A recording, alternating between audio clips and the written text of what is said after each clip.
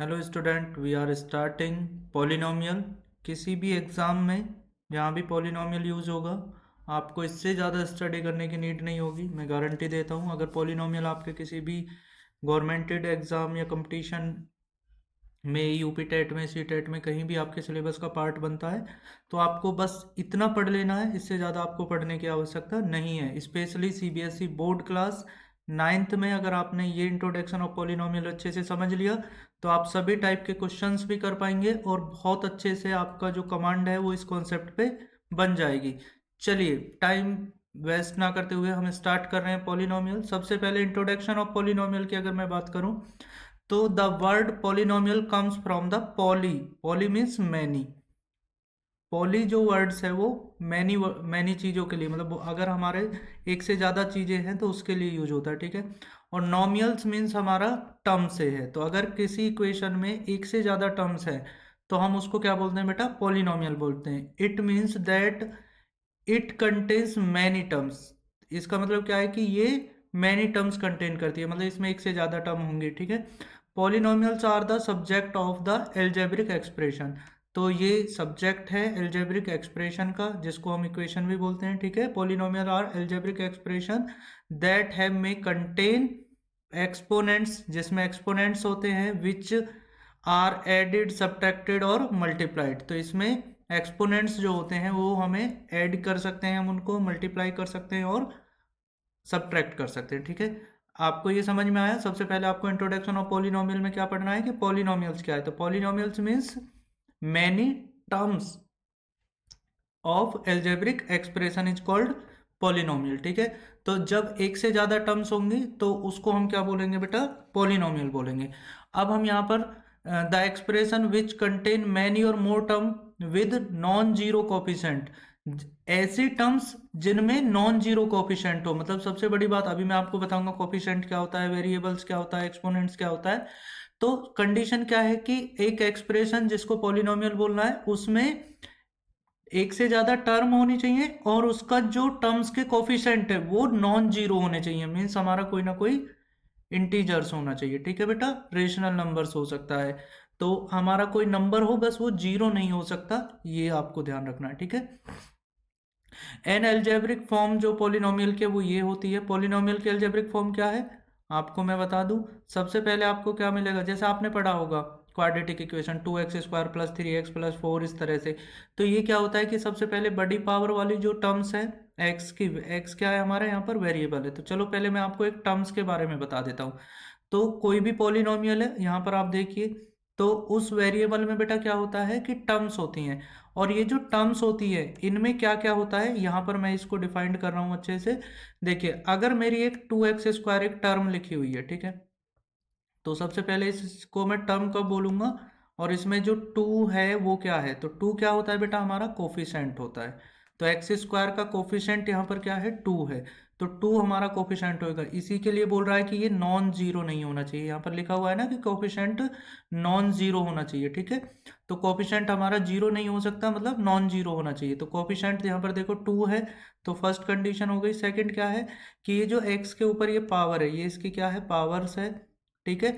और ये हमारा x जो है वो क्या कहलाएगा बेटा? वेरिएबल्स कहलाएगा। तो अगर किसी एक टर्म की बात करें तो एक टर्म है तो उसमें क्या होना चाहिए? एक वेरिएबल होना चाहिए, उसकी कुछ पावर होनी चाहिए, ठीक है, एक्सपोनेंट्स होना चाहिए उसका, और उसका कोफिशिएंट होना चाहिए। लेकिन अब इसमें एक टर्म है 3, इसको देखिए, इसको बोलते हैं बेटा कांस्टेंट टर्म। क्या बोलेंगे इसको? Constant term. अच्छा, कांस्टेंट टर्म की खासियत क्या है कि यहाँ पर ये केवल आपको 3 दिख रहा है, लेकिन आपको ऐसे सोचना है कि ये 3 नहीं है। मैं आगे इसको बहुत डिटेल में अभी मैं एग्जांपल्स के साथ भी एक्सप्लेन करूंगा कि आपको सोचना है कि ये 3 नहीं है, आपको सोचना है ये 3x की पावर 0 है, क्योंकि आपको भी पता है कि अगर किसी की भी पावर 0 होती है तो उसकी वैल्यू क्या हो जाती है? 1। तो इसकी वैल्यू 1 कब होगी? जब x की पावर क्या हो जाएगी बेटा? 0, ठीक है। तो 3, अब इसको क्या बोलते हैं? इसलिए इसको बोलते हैं कांस्टेंट टर्म, क्योंकि कोफिशिएंट भी है जो 0 नहीं है, वेरिएबल भी है और उसकी कुछ ना कुछ पावर भी है, ठीक है, चाहे वो 0 ही सही। तो यहाँ पर पावर 0 हो सकती है, ठीक है, लेकिन वेरिएबल एग्जिस्ट नहीं करेगा फिर, ठीक है, यहाँ पर वेरिएबल नहीं आएगा, लिखा नहीं जाएगा, बट कोफिशिएंट जो है वो नॉन जीरो होना चाहिए, ठीक है, फर्स्ट कंडीशन यही है। तो इसका नाम क्या है, इसका नाम होता है कांस्टेंट टर्म, ठीक है।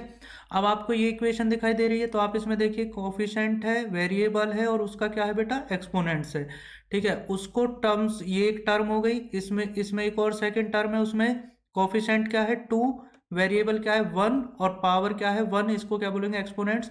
तो ये दोनों टर्म्स को या तो ऐड किया जाएगा या तो सब्ट्रैक्ट किया जाएगा, ठीक है। ऐसे ये 3 जो है इसको भी हम टर्म ही बोलेंगे, लेकिन इसको प्रॉपर टर्म ना बोलकर हम क्या बोलेंगे, कांस्टेंट टर्म बोलेंगे, ठीक है।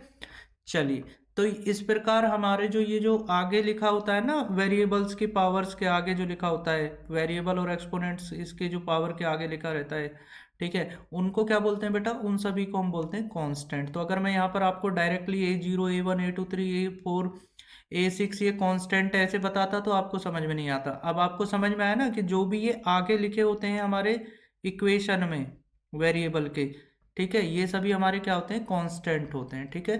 तो कांस्टेंट क्या है, कांस्टेंट टर्म कौन सी वाली होगी, और एक टर्म में क्या क्या चीजें होती हैं, कोफिशिएंट क्या होता है, एक्सपोनेंट्स क्या होता है, वेरिएबल क्या होता है। आई होप कि आपको भी ये क्लियर हो गया होगा, ठीक है। तो अब इन सब के कॉम्बिनेशन से जो बनता है वही हमारा क्या कहलाता है बेटा, पॉलिनोमियल कहलाता है। तो एक पॉलिनोमियल की जो एल्जेब्रिक फॉर्म है वो क्या है बेटा, कि an मतलब उसमें कोई कोफिशिएंट होगा, ठीक है, और x की पावर होगी कुछ, ठीक है, फिर उसके बाद एक और कोई कोफिशिएंट होगा और वहां पर भी x की कुछ पावर होगी, लेकिन वहां पर पावर क्या होगी, पहले हाईएस्ट पावर फिर उससे कम। तो अगर यहाँ पर n पावर है तो उससे यहाँ पर पावर क्या होगी, n-1। हो सकता है वो n-1 एग्जिस्ट ना करे, तो वो कब एग्जिस्ट नहीं करेगी, जब यहाँ पर कोफिशिएंट की वैल्यू क्या हो जाएगी, 0। तो कितनी बार ऐसा होता है कि कोफिशिएंट की पावर 0 हो जाने से वो टर्म्स जो है वहां पर लिखी नहीं होती। अगर कोई पावर वाली टर्म नहीं लिखी है तो समझ लेना उसका कोफिशिएंट क्या है, 0। क्योंकि अगर कोई टर्म है तो उसका कोफिशिएंट क्या होगा बेटा, नॉन जीरो। आई होप कि ये आपको क्लियर हो गया होगा। और इसमें जो सबसे लास्ट की टर्म होती है वो कांस्टेंट टर्म कहलाती है, और उसमें क्या लिखा होता है, प्रॉपर आपको एक वैल्यू मिलेगी लिखी हुई, ठीक है। तो कांस्टेंट टर्म क्या है और कांस्टेंट क्या होते हैं, तो ये जो x की पावर्स, ठीक है, जो यहाँ पर लिखी होती है टर्म्स में, उसमें जो x के पावर्स के आगे ये लिखे होते हैं इनको क्या बोलते हैं, कोफिशिएंट बोलते हैं, ठीक है। ये सब आपको, तो एक एल्जेब्रिक एक्सप्रेशन क्या होता है कि एल्जेब्रिक एक्सप्रेशन में टर्म्स होती हैं जिनको आपस में सब्ट्रैक्ट या ऐड किया जाता है, और वो जो टर्म्स हैं उनमें भी कोफिशिएंट क्या होता है, वेरिएबल्स क्या होते हैं और एक्सपोनेंट्स क्या होते हैं, आपको ये सबसे पहले समझना है। आपको ये क्लियर हो गया होगा तो पॉलिनोमियल क्या होते हैं तो वो आपको डिस्कशन करने में ईजी होगा। अभी मैंने बताया कि इसमें पॉलिनोमियल में क्या होंगे, पॉलिनोमियल में हमारे बेटा देखिए, सबसे पहले पॉलिनोमियल कैन हैव कांस्टेंट, इसमें कांस्टेंट होता है, वेरिएबल होता है, एक्सपोनेंट्स होता है, टर्म्स और कोफिशिएंट। तो एक पॉलिनोमियल में ये सभी चीजें होती हैं, कांस्टेंट, वेरिएबल, एक्सपोनेंट्स और टर्म्स होंगी और कोफिशिएंट होंगे। तो इन सब चीजों के कॉम्बिनेशन से जो बनता है वो हमारा क्या होता है, पॉलिनोमियल। इसी को हम पढ़ने जा रहे हैं, ठीक है। इससे ज़्यादा अच्छे तरीके से आपको कहीं समझने को नहीं मिलेगा, आप बस फोकस बनाकर चीज़ें समझते रहिए। बहुत अच्छे से मैंने ये PDF आपके सामने तैयार करके लेके आया हूँ, जिससे आपको सभी डाउट्स क्लियर हो जाएंगे और आपको अच्छे से चीज़ें समझ में आने लगेंगी, मैथ आपके लिए ईजी हो जाएगा, ठीक है।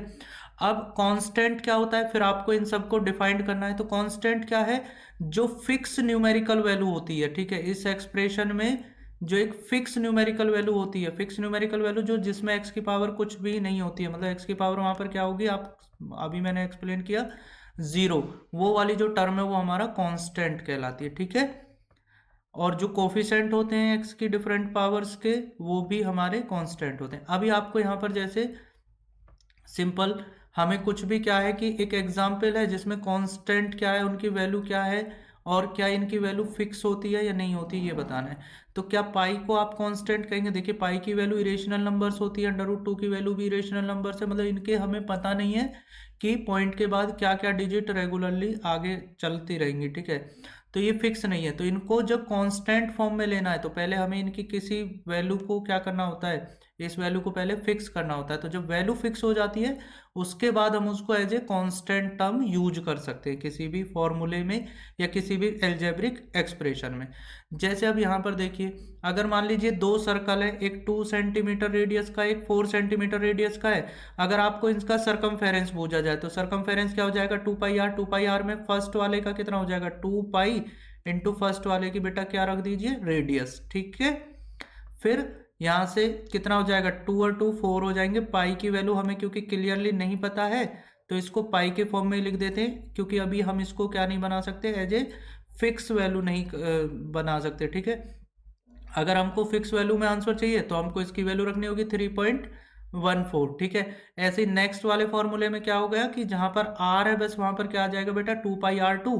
अरे 2 पाई आर सरकमफेरेंस होता है तो सेकंड वाले का सरकमफेरेंस क्या हो जाएगा सर्कल का, जिसकी रेडियस 4 है उसका सरकमफेरेंस हो जाएगा 2 पाई आर, उसकी रेडियस 4 है तो 4 पुट कर दो, तो 4 का डबल करोगे 8 पाई हो जाएगा। ठीक है, अब आपको यहाँ पर लिखा हुआ भी है, देखिए आपको इक्वेशन फर्स्ट एंड सेकंड में हमने देखा 2 पाई जो है वो अभी हमने एज ए कांस्टेंट ट्रीट करा है and it is not change anywhere. अब ये चेंज नहीं होगा, तो अगर हमने इसको पाई के फॉर्म में लिया है तो अब ये चेंज नहीं होगा। लेकिन अगर एक्चुअल में पाई की वैल्यू पुट कर देते तो वो हमें पाई इरेशनल नंबर है तो इट मीन्स उसकी कोई फिक्स वैल्यू हमें नहीं पता है।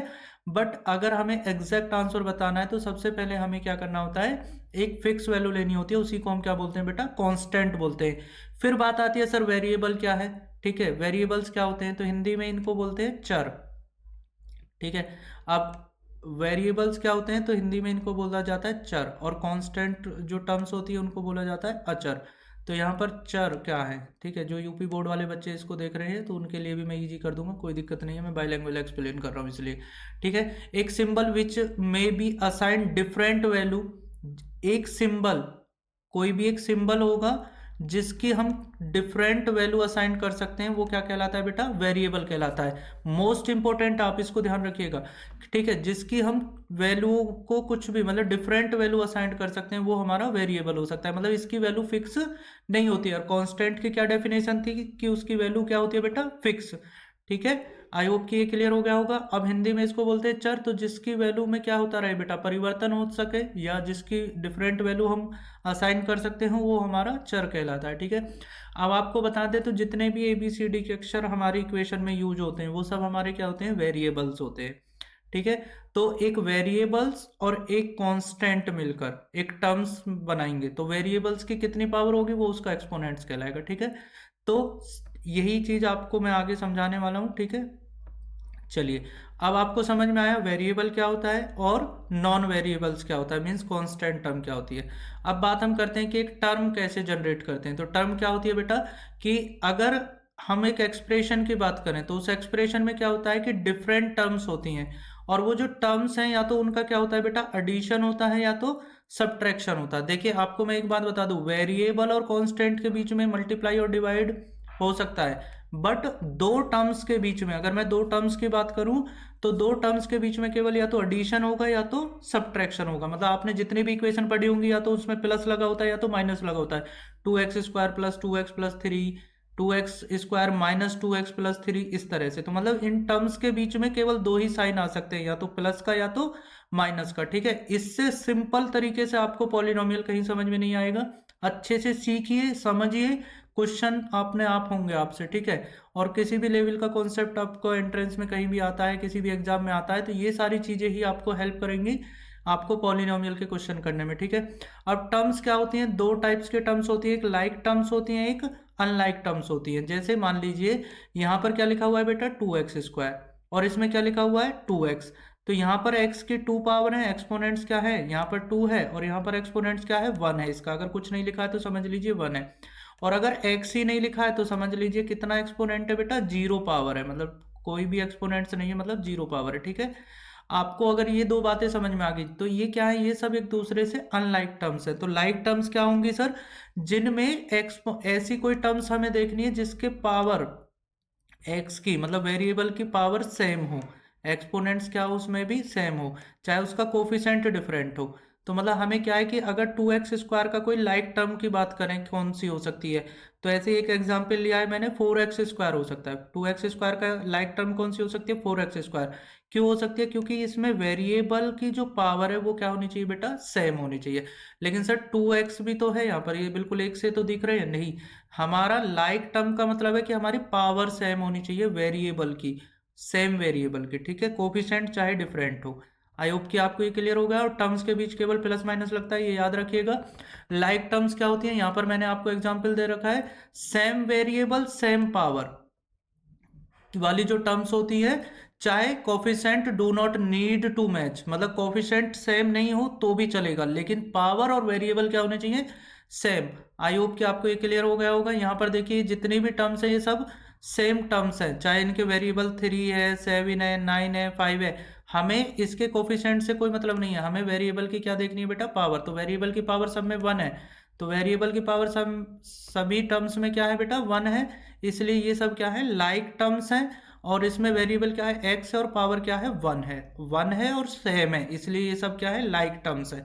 तो जरूरी नहीं है 1 पावर वाले ही लाइक होंगे, 2 पावर वाले, 2 के पावर वाले टर्म्स से सेम होंगे, ठीक है, वो लाइक कहलाते हैं। अब यहाँ पर अनलाइक टर्म्स क्या होती हैं, जैसे इसमें देखिए, ये इसमें देखिए कि ये दोनों में एक्स और वाई के टर्म्स, एक्स और वाई मतलब वेरिएबल्स भी डिफरेंट है और उनकी पावर तो सेम है, लेकिन वेरिएबल क्या है, डिफरेंट है। तो ये भी क्या है, अनलाइक टर्म्स है, ठीक है। अब जैसे इनमें देखिए x² है, y² है, मतलब पावर सेम है, बट एक्स और वाई, वेरिएबल एक्स और वाई है लेकिन पावर दो है, लेकिन फिर भी ये क्या है, अनलाइक है। मतलब ये नहीं केवल पावर ही देखनी है, पावर के साथ हमें वेरिएबल्स भी देखना है, ठीक है, क्लियर। अब मैंने बताया कोफिशिएंट क्या होता है, तो जो x² का अगर आपसे कोफिशिएंट पूछा जाए तो जो x² के आगे लिखा हुआ है, y² का कोफिशिएंट पूछा जाए तो जो y² के आगे लिखा हुआ है, ये तो पहचान ही लोगे। x का कोफिशिएंट क्या है अगर आपसे कोई पूछे, तो जब x वाली वैल्यू के आगे लिखा है, x² का ये है, x का ये है, y का कोफिशिएंट ये है, y² का कोफिशिएंट ये है। तो कोफिशिएंट क्या होता है, समझ में आया, किसी का भी कोफिशिएंट जो उसके मल्टीप्लाई में लिखा हुआ है, ठीक है। तो यहाँ पर लिखा हुआ है न्यूमेरिकली कोफिशिएंट और simply the coefficient of the term. Coefficient of the term क्या होता है, न्यूमेरिकली फैक्टर, न्यूमेरिकली फैक्टर मतलब जो भी उसकी मल्टीप्लाई में लिखा होगा, ठीक है बेटा। ये आपको क्लियर हुआ। कोफिशिएंट क्या होता है, कोफिशिएंट होता है, जैसे अभी आपसे पूछा जाए कि x² का कोफिशिएंट क्या है, तो आपको क्या करना है, x² वाली टर्म कौन सी है ये देखनी है, ये x² वाली टर्म है, तो इसमें x² का कोफिशिएंट क्या हो जाएगा, 2 हो जाएगा, ठीक है। फिर आपसे अगर पूछा जाए कि x का कोफिशिएंट क्या है, तो x वाली टर्म्स कौन सी है, ये वाली है, ठीक है। तो x का कोफिशिएंट क्या हो जाएगा, वैसे तो 2 होगा, लेकिन अगर उसके आगे माइनस लगा है तो माइनस भी इसके कोफिशिएंट जब आप लिखेंगे तो उसमें यूज करेंगे, ठीक है। अगर आपसे पूछे कि x² का कोफिशिएंट क्या है, अब मैंने क्या बताया, x² कहाँ होता है, जहां पर कुछ नहीं होता है, तो यहाँ पर x² होगा, x² के x की पावर 0 कहाँ पर होगी, x0 का कोफिशिएंट क्या होगा, तो जो x की पावर 0 के आगे लिखा होगा, और x की पावर 0 कहाँ लिखी होती है, कांस्टेंट टर्म में, तो इसका कोफिशिएंट क्या हो जाएगा, कांस्टेंट टर्म, ठीक है। अब ऐसे ही एक्सपोनेंट्स पूछ सकता है, तो एक्सपोनेंट्स तो आपको पता ही है कि जो वेरिएबल के ऊपर पावर लिखी होती है वही आपका क्या कहलाती है, एक्सपोनेंट्स कहलाती है। जैसे x का को एक्सपोनेंट्स क्या है अगर आपसे कोई पूछने लगे, तो x का एक्सपोनेंट्स क्या है बेटा, 2 है। और अगर यहाँ पर आपको पूछता है इस टर्म में x का एक्सपोनेंट्स क्या है, तो यहाँ पर x का एक्सपोनेंट्स जो है वो 1 है। और अगर यहाँ पर कांस्टेंट टर्म में x का एक्सपोनेंट्स पूछता है तो वो 0 है, ठीक है, इस तरह से। अब अगर मान लीजिए कोई वेरिएबल किसी संख्या के डिनोमिनेटर में आ रहा है, तो उसकी जो पावर है वो कितनी हो जाती है, -1 पावर हो जाती है, याद रखिएगा। तो उसका एक्सपोनेंट क्या हो जाएगा, -1 हो जाएगा। मतलब पावर आपको अगर पहचान लिए तो एक्सपोनेंट्स बताना तो आपके लिए ईजी हो जाएगा। सपोज कीजिए किसी वेरिएबल पे स्क्वायर रूट लगा हुआ है, तो उसका जो एक्सपोनेंट्स हो जाता है वो क्या होता है, स्क्वायर रूट का मतलब होता है उसी संख्या की वन मतलब हाफ पावर, ठीक है, 1/2 पावर, ठीक है। तो इसका एक्सपोनेंट्स क्या हो जाएगा, अरे जितनी पावर है तो पावर कितनी बनी, स्क्वायर रूट का मतलब होता है पावर का मतलब क्या, 1/2, ठीक है। तो एक्सपोनेंट्स क्या होता है, कोफिशिएंट क्या होता है, वेरिएबल्स क्या होते हैं, टर्म्स क्या होती हैं, लाइक टर्म्स क्या होती हैं, अनलाइक टर्म्स क्या होती हैं, यहां तक ये सब आपको क्लियर हो जाना चाहिए। अगर आपको अभी भी ये क्लियर नहीं है तो आपको ये वीडियो फिर से स्टार्ट करके अच्छे से समझते हुए और थोड़े नोट्स भी बनाते रहिएगा जिससे आपको ये अच्छे से समझ में आए, ठीक है बेटा। अब आपको यहाँ पर आपको बताना है कि बताइए कौन सी टर्म्स का कांस्टेंट टर्म कौन सी है। तो कांस्टेंट टर्म कौन सी है इसमें, 3। ठीक है, अगर आपसे पूछा जाए कांस्टेंट क्या क्या है तो 3 है, और जो कोफिशिएंट होते हैं वो भी कांस्टेंट होते हैं। तो कोफिशिएंट भी हमारे कांस्टेंट है, तो यहाँ पर कोफिशिएंट क्या है 2, यहाँ पर क्या है -2, और यहाँ पर क्या है बेटा 3। ठीक है, 1/6 इसने एवं ही लिख दिया। ठीक है, और वेरिएबल्स क्या है इसमें, अगर हम बात करें तो वेरिएबल्स होते हैं या तो x होता है या तो y होता है। आई थिंक ये किसी और का आंसर यहाँ पर यूज कर रहा है। ठीक है, तो आपको वेरिएबल समझ में आ गया। चलिए इसको आगे बढ़ते हैं यहाँ से, आपको वरना कन्फ्यूजन हो जाएगा। ठीक है, अब अगर मैं बात करता हूँ कि यहाँ पर आपको कुछ एक क्वेश्चन दिया हुआ है, तो इस क्वेश्चन में हम बात करते हैं कि क्या इन इज द पॉलिनोमियल, बिकॉज ये क्या पॉलिनोमियल है। सबसे पहले तो आपको पहचानना है कि क्या ये पॉलिनोमियल है। Because it contain only one variable x and the exponent of x is 1 which is a whole number. तो मतलब होल नंबर होना चाहिए, मतलब वो जो उसका एक्सपोनेंट्स है ना, पावर जो है वो होल नंबर होनी चाहिए। मतलब 1 2 3 4 5 6 7, चाहे जीरो भी हो। ठीक है, 1 2 3 4 5 6 7 ऐसे होनी चाहिए। मतलब अब जैसे इसमें देखो, आप बताइए क्या ये जो टर्म्स है इसको पॉलिनोमियल्स बोल सकते हैं। पॉलिनोमियल्स नहीं बोल सकते भाई, क्योंकि इसमें x की पावर पहली बात तो है नहीं। ठीक है, हाँ इसको बोल सकते हैं क्योंकि इसमें x की पावर 0 है। तो ये हमारा टर्म्स कहलाएगा। और कौन सी टर्म्स कहलाएगा, कांस्टेंट। तो कांस्टेंट टर्म भी पार्ट है किसका बेटा, हमारे पॉलिनोमियल का। लेकिन अगर हम इसकी बात करें तो ये हमारा पॉलिनोमियल कभी नहीं हो सकता, क्योंकि इसमें क्या है कि इसकी जो पावर है वो होल पावर नहीं है, या वेरिएबल ही किसी की पावर के फॉर्म में हो तब भी वो पॉलिनोमियल नहीं बोला जाता है। आप लोग ये चीज़ ध्यान रखिएगा। ठीक है बेटा, इसके बाद अब जैसे यहाँ पर कुछ एग्जाम्पल है, तो क्या 6 को हम पॉलिनोमियल बोल सकते हैं। तो 6 में क्या होता है, मैंने बताया ना कांस्टेंट टर्म का फॉर्म होता है। तो ये पॉलिनोमियल है बिकॉज इसमें क्या है कि x की पावर एक्सपोनेंट क्या है 0, और 0 क्या होता है होल नंबर्स का, मतलब होल नंबर होता है। ठीक है, होल नंबर तो आप जानते हैं 0 से स्टार्ट होते हैं, 0 1 2 3 4 5 ऐसे इनफाइनाइट तक। अब यहाँ पर देखिए आप, इसमें जो पावर है वो कैसी है बेटा, माइनस की है। मैंने हर चीज को कवर करने वाले कुछ क्वेश्चन भी लिए हैं जिससे आपको कॉन्सेप्ट भी क्लियर होगा और आपकी नॉलेज भी इंप्रूव होगी। ठीक है, तो इसमें जो पावर है वो कैसी है, नेगेटिव पावर्स है, और नेगेटिव पावर्स हैं तो नेगेटिव नंबर्स तो होल नंबर में नहीं आते हैं। ठीक है, तो इसको हम क्या बोलेंगे कि ये पॉलिनोमियल नहीं है। तो आपके जो एनसीईआरटी में क्वेश्चन है ना, उनसे एडवांस क्वेश्चन मैं लेके आया हूँ। ठीक है, आपको अगर इतना समझ लिया तो एनसीईआरटी के क्वेश्चन तो बहुत इजी लगेंगे। ठीक है, अगर आपको इसमें देखना है कि क्या ये पॉलिनोमियल है, बिल्कुल ये पॉलिनोमियल है, क्योंकि इसमें जो एक्स स्क्वायर है वाली टर्म है उसमें जो पावर है वो 2 है जो कि होल नंबर है। फिर एक एक्स वाली टर्म है जिसमें जो पावर है वो 1 है जो कि वो भी होल नंबर है। और जो कांस्टेंट टर्म है उसमें तो पावर 0 होती है तो वो भी होल नंबर का पार्ट है। तो पॉलिनोमियल कहने की सिंपल सिंपल आपको ट्रिक समझ में आई। तो मैंने बोला था कि आपको कॉन्सेप्ट क्लियर भी कराऊंगा और ट्रिक्स भी सिखाऊंगा। तो ट्रिक्स क्या है कि अगर वेरिएबल की पावर जो एक्सपोनेंट्स है वो होल नंबर्स से के सेट को क्या करती है, बिलोंग करती है, तो आप समझ जाइएगा कि वो पॉलिनोमियल बन सकता है। बट अगर उसके पावर जो है वो क्या नहीं है, ऐसी नहीं है कि जो होल नंबर्स को बिलोंग करें, तो वो क्या नहीं बनेगा बेटा, पॉलिनोमियल नहीं बनेगा। अब जैसे √7 है तो ये तो कांस्टेंट टर्म बन जाएगा ना। ठीक है, कांस्टेंट टर्म बन गया, कांस्टेंट टर्म होती है तो कांस्टेंट है, कांस्टेंट टर्म बन गया, उसकी पावर क्या हो जाएगी x की 0 जो कि होल नंबर्स का पार्ट है। ठीक है, बट अगर अब यहाँ पर देखिए कि इसमें क्या है कि सर इसमें m की पावर 1 है तो ये तो होल नंबर्स का पार्ट है। बट आप देखिए कि ये नीचे है ना 1 पावर बेटा, ऊपर जाएगा तो क्या हो जाएगा -1, और -1 तो हमारे होल नंबर का पार्ट नहीं होता, इसलिए ये क्या हो जाएगा, नॉट पॉलिनोमियल। आप यहाँ पर देखिए ये अंडर रूट है, स्क्वायर रूट है, तो इसकी पावर कितनी हो जाएगी 1/2, और 1/2 तो होल नंबर्स में नहीं आता है, वो तो रेशनल नंबर्स में आता है। तो होल नंबर्स में नहीं आ रहा है तो हम कह देंगे सर ये भी पॉलिनोमियल नहीं है। अब अगर मान लो, अब आप क्या होगे सर, ये 3 की पावर x है और x की पावर तो 1 है, अगर आप x की ही पावर देख रहे हैं। ठीक है, तो अगर आप ये चीज देख रहे हैं तो आप इसका लॉग ले जाएंगे, तो ये लॉग वाला क्या हो जाएगा, पॉलिनोमियल हो जाएगा।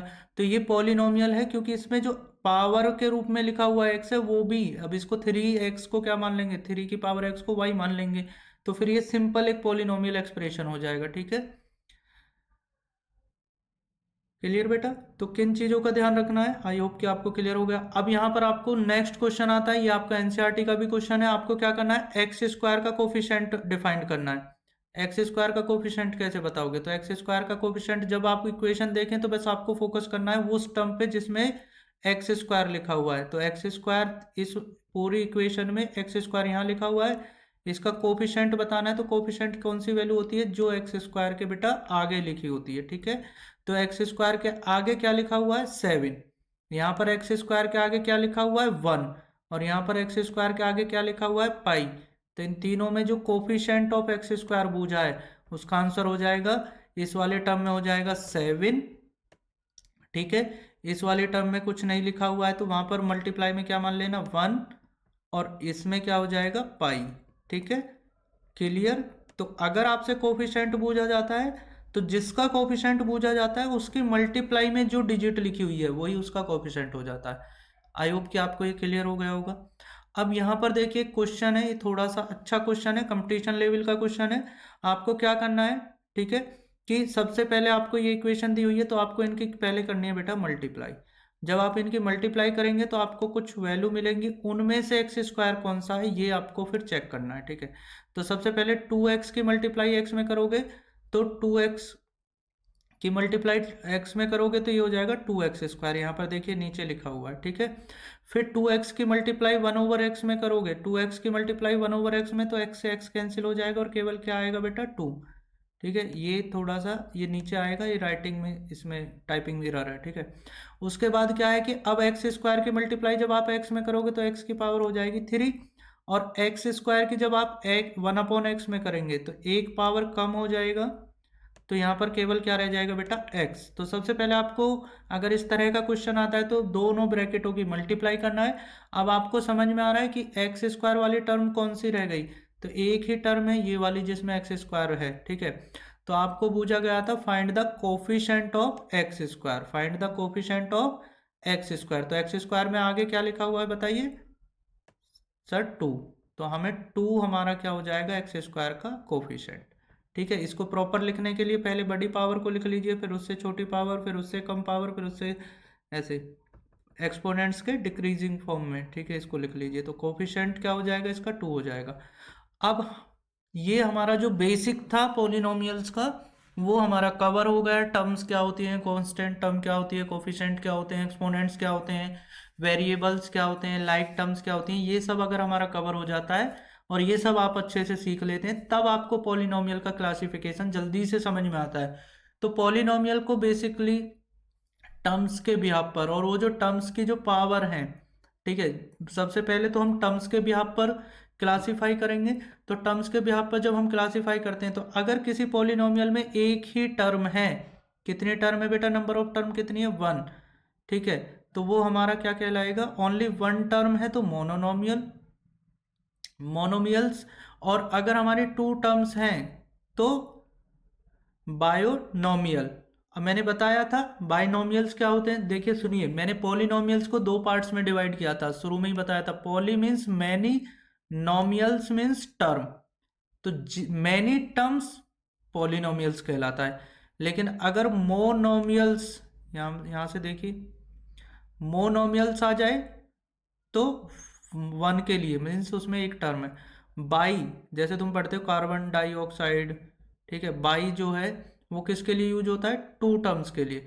और ट्राई नाम से ही पता चल रहा है, अगर किसी पॉलिनोमियल में 3 टर्म्स हैं, ठीक है, ट्राई नोमियल्स, नोमियल्स मीन्स टर्म। तो जितनी टर्म्स हैं उनके बिहाफ पर हम उसको नाम देते हैं। तो अगर किसी में एक टर्म्स है तो मोनोमियल्स, और अगर किसी में 2 टर्म्स है तो बाई नोमियल्स, और अगर किसी में 3 टर्म्स है तो ट्राई नोमियल्स, ठीक है। यहाँ पर इनकी डेफिनेशन लिखी हुई है। और ये जो एक्सप्रेशन होते हैं वो किस प्रकार लिखे होते हैं, जैसे मान लो केवल 2x लिखा मिल जाए, या एक कांस्टेंट टर्म लिखी मिल जाए, या आपको केवल 4t लिखा मिल जाए। अब आप सोचोगे सर इसमें ये वाली जो टर्म है इसमें तो मुझे ऐसे लग रहा है जैसे 2 टर्म्स की मल्टीप्लाई हो रही है। तो अगर 2 टर्म्स की मल्टीप्लाई होती है ना तो बेटा तो भी वो सिंगल टर्म्स ही कहलाती है, मीन्स उसको हम मोनोमियल्स ही बोलेंगे, ठीक है, मोनोमियल। उसके बाद आपको जैसे 2c प्लस करके छोड़ दिया और उसने कुछ नहीं किया तो 2c प्लस मैं इसको क्या मानूंगा, 0, 1 थोड़ी मानूंगा, ठीक है। तो 2c प्लस 0, 2c माइनस 0, ऐसे अगर प्लस या माइनस करके भी छोड़ देता है तो भी वो सिंगल टर्म्स ही मानी जाती है, ठीक है। टू टर्म्स का मतलब क्या है कि एक टर्म होगी और फिर ऐसे ही दो टर्म्स होंगे और उनमें या तो बीच में प्लस आएगा या तो ऐड करेंगे आप दो टर्म्स को, या तो सब्ट्रैक्ट करते हैं। तो मैंने ये शुरू में ही बताया था कि केवल क्या होंगे, प्लस और माइनस होंगे। लेकिन वो जो दो टर्म्स हैं वो अनलाइक टर्म्स होनी चाहिए। शर्त क्या है बेटा, कि वो दोनों टर्म्स यहाँ पर लिखा होना चाहिए। An algebraic expression that contains only two unlike terms. अगर दो लाइक टर्म्स है ना तो वो भी सिंगल टर्म हो जाएगा, फिर बाद में उनको ऐड कर देंगे या सब्ट्रैक्ट कर देंगे। लेकिन अगर दो अनलाइक टर्म्स हैं तो उसको हम क्या बोलेंगे, बाइनोमियल्स बोलेंगे, ठीक है बेटा। इसके बाद बाइनोमियल्स में क्या प्लस हो सकता है या माइनस हो सकता है, उससे कोई दिक्कत नहीं है, वो तब भी बाइनोमियल्स रहेंगे, ठीक है, बाइनोमियल रहेगा।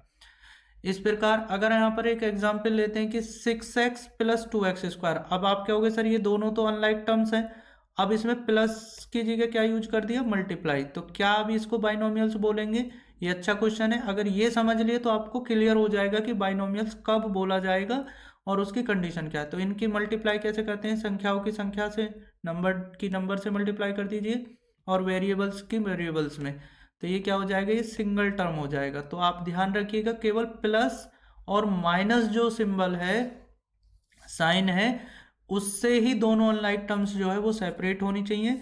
अगर उसमें मल्टीप्लाई लग गया तो वो दो टर्म्स ना होकर वो बाइनोमियल नहीं होगा, क्योंकि उनकी मल्टीप्लाई हो जाती है, देन वो क्या हो जाएगा बेटा, एक मोनोमियल्स हो जाएगा, ठीक है। ये क्लियर होना चाहिए आपको, समझ में आया, ठीक है, कि फिर वो मोनोमियल्स हो जाएगा। ऐसे ही ट्राइनोमियल्स क्या होते हैं, तो जिसमें तीन टर्म्स होंगी। अब सबसे ज़्यादा एक्सरसाइज, सबसे ज़्यादा प्रैक्टिस तो आप ट्राइनोमियल्स पे ही करते हैं। क्वाड्रेटिक इक्वेशन को सॉल्व करते हैं, क्यूबिक इक्वेशन को सॉल्व करते हैं, तो सबसे ज़्यादा जो प्रैक्टिस होती है वो हमारी ट्राइनोमियल्स या इससे आगे फिर जो पॉलिनोमियल्स हैं उन्हीं पर होती हैं, ठीक है। तो जैसे इसमें कितनी टर्म्स है बेटा, इसमें 3 पावर वाली एक टर्म है, इसमें 2 पावर वाली टर्म है और सिंगल टर्म। अब इसमें कांस्टेंट टर्म नहीं है, हमें उस बात से मतलब नहीं है, हमारे नंबर ऑफ टर्म्स 3 होनी चाहिए और तीनों टर्म्स एक दूसरे से अनलाइक होनी चाहिए। अनलाइक मतलब उनकी पावर, हर टर्म की जो पावर है वो सेम नहीं हो सकती, ठीक है, वेरिएबल की पावर जो है, ठीक है। और हाँ, अगर पावर सेम है तो जैसे मैंने ऊपर बताया, तो वेरिएबल डिफरेंट होने चाहिए। पावर सेम हो तो वेरिएबल डिफरेंट हो, ठीक है, ये चीज आप ध्यान रखिएगा। इसके बाद आपको इनको बताना है कि कौन सा मोनोमियल्स है, कौन सा बाइनोमियल्स है और कौन सा ट्राइनोमियल्स है। तो आप देखिए कि 5a और a, तो यहां पर पावर क्या है, सेम, सेम पावर है, तो लाइक टर्म्स हुआ ना। तो लाइक टर्म्स को तो हम क्या बोल सकते हैं कि ऐड कर सकते हैं या सब्ट्रैक्ट कर सकते हैं। तो ये क्या होगा, 5a प्लस ए, ये हो जाएगा 6a, और 6a तो सिंगल टर्म्स हो गया, तो ये किसका एग्जाम्पल हो जाएगा बेटा, मोनोमियल्स का, ठीक है। अब यहाँ पर देखिए सर, इन दोनों में तो क्या है, पावर सेम है, तो क्या ये एक ही टर्म बनेगा, जैसे आपने यहाँ पर बोला कि दोनों में पावर सेम हो तो एक ही टर्म्स बनता, नहीं, इसमें वेरिएबल डिफरेंट है। तो अगर वेरिएबल डिफरेंट है तो ये दो अलग टर्म्स है और एक टर्म्स ये हो गई, तो ये किसका एग्जाम्पल है बेटा, ट्राइनोमियल्स का। क्लियर। अब आप इसमें कहोगे सर पावर सेम है बट वेरिएबल अलग है, तो वही मैं बोल रहा हूँ कि अगर पावर सेम हो जैसे यहाँ पर किया है, बट वेरिएबल अलग अलग हो, तो भी उन्हें डिफरेंट टर्म काउंट करोगे। तो डिफरेंट टर्म काउंट करोगे मतलब वो एक टर्म नहीं है, वो कितनी टर्म है बेटा, दो टर्म्स के रूप में, ठीक है, दो टर्म्स के लिए। आई होप कि आपको ये क्लियर हो गया होगा। अब चलिए, अब हम थोड़ा सा आगे बढ़ते हैं।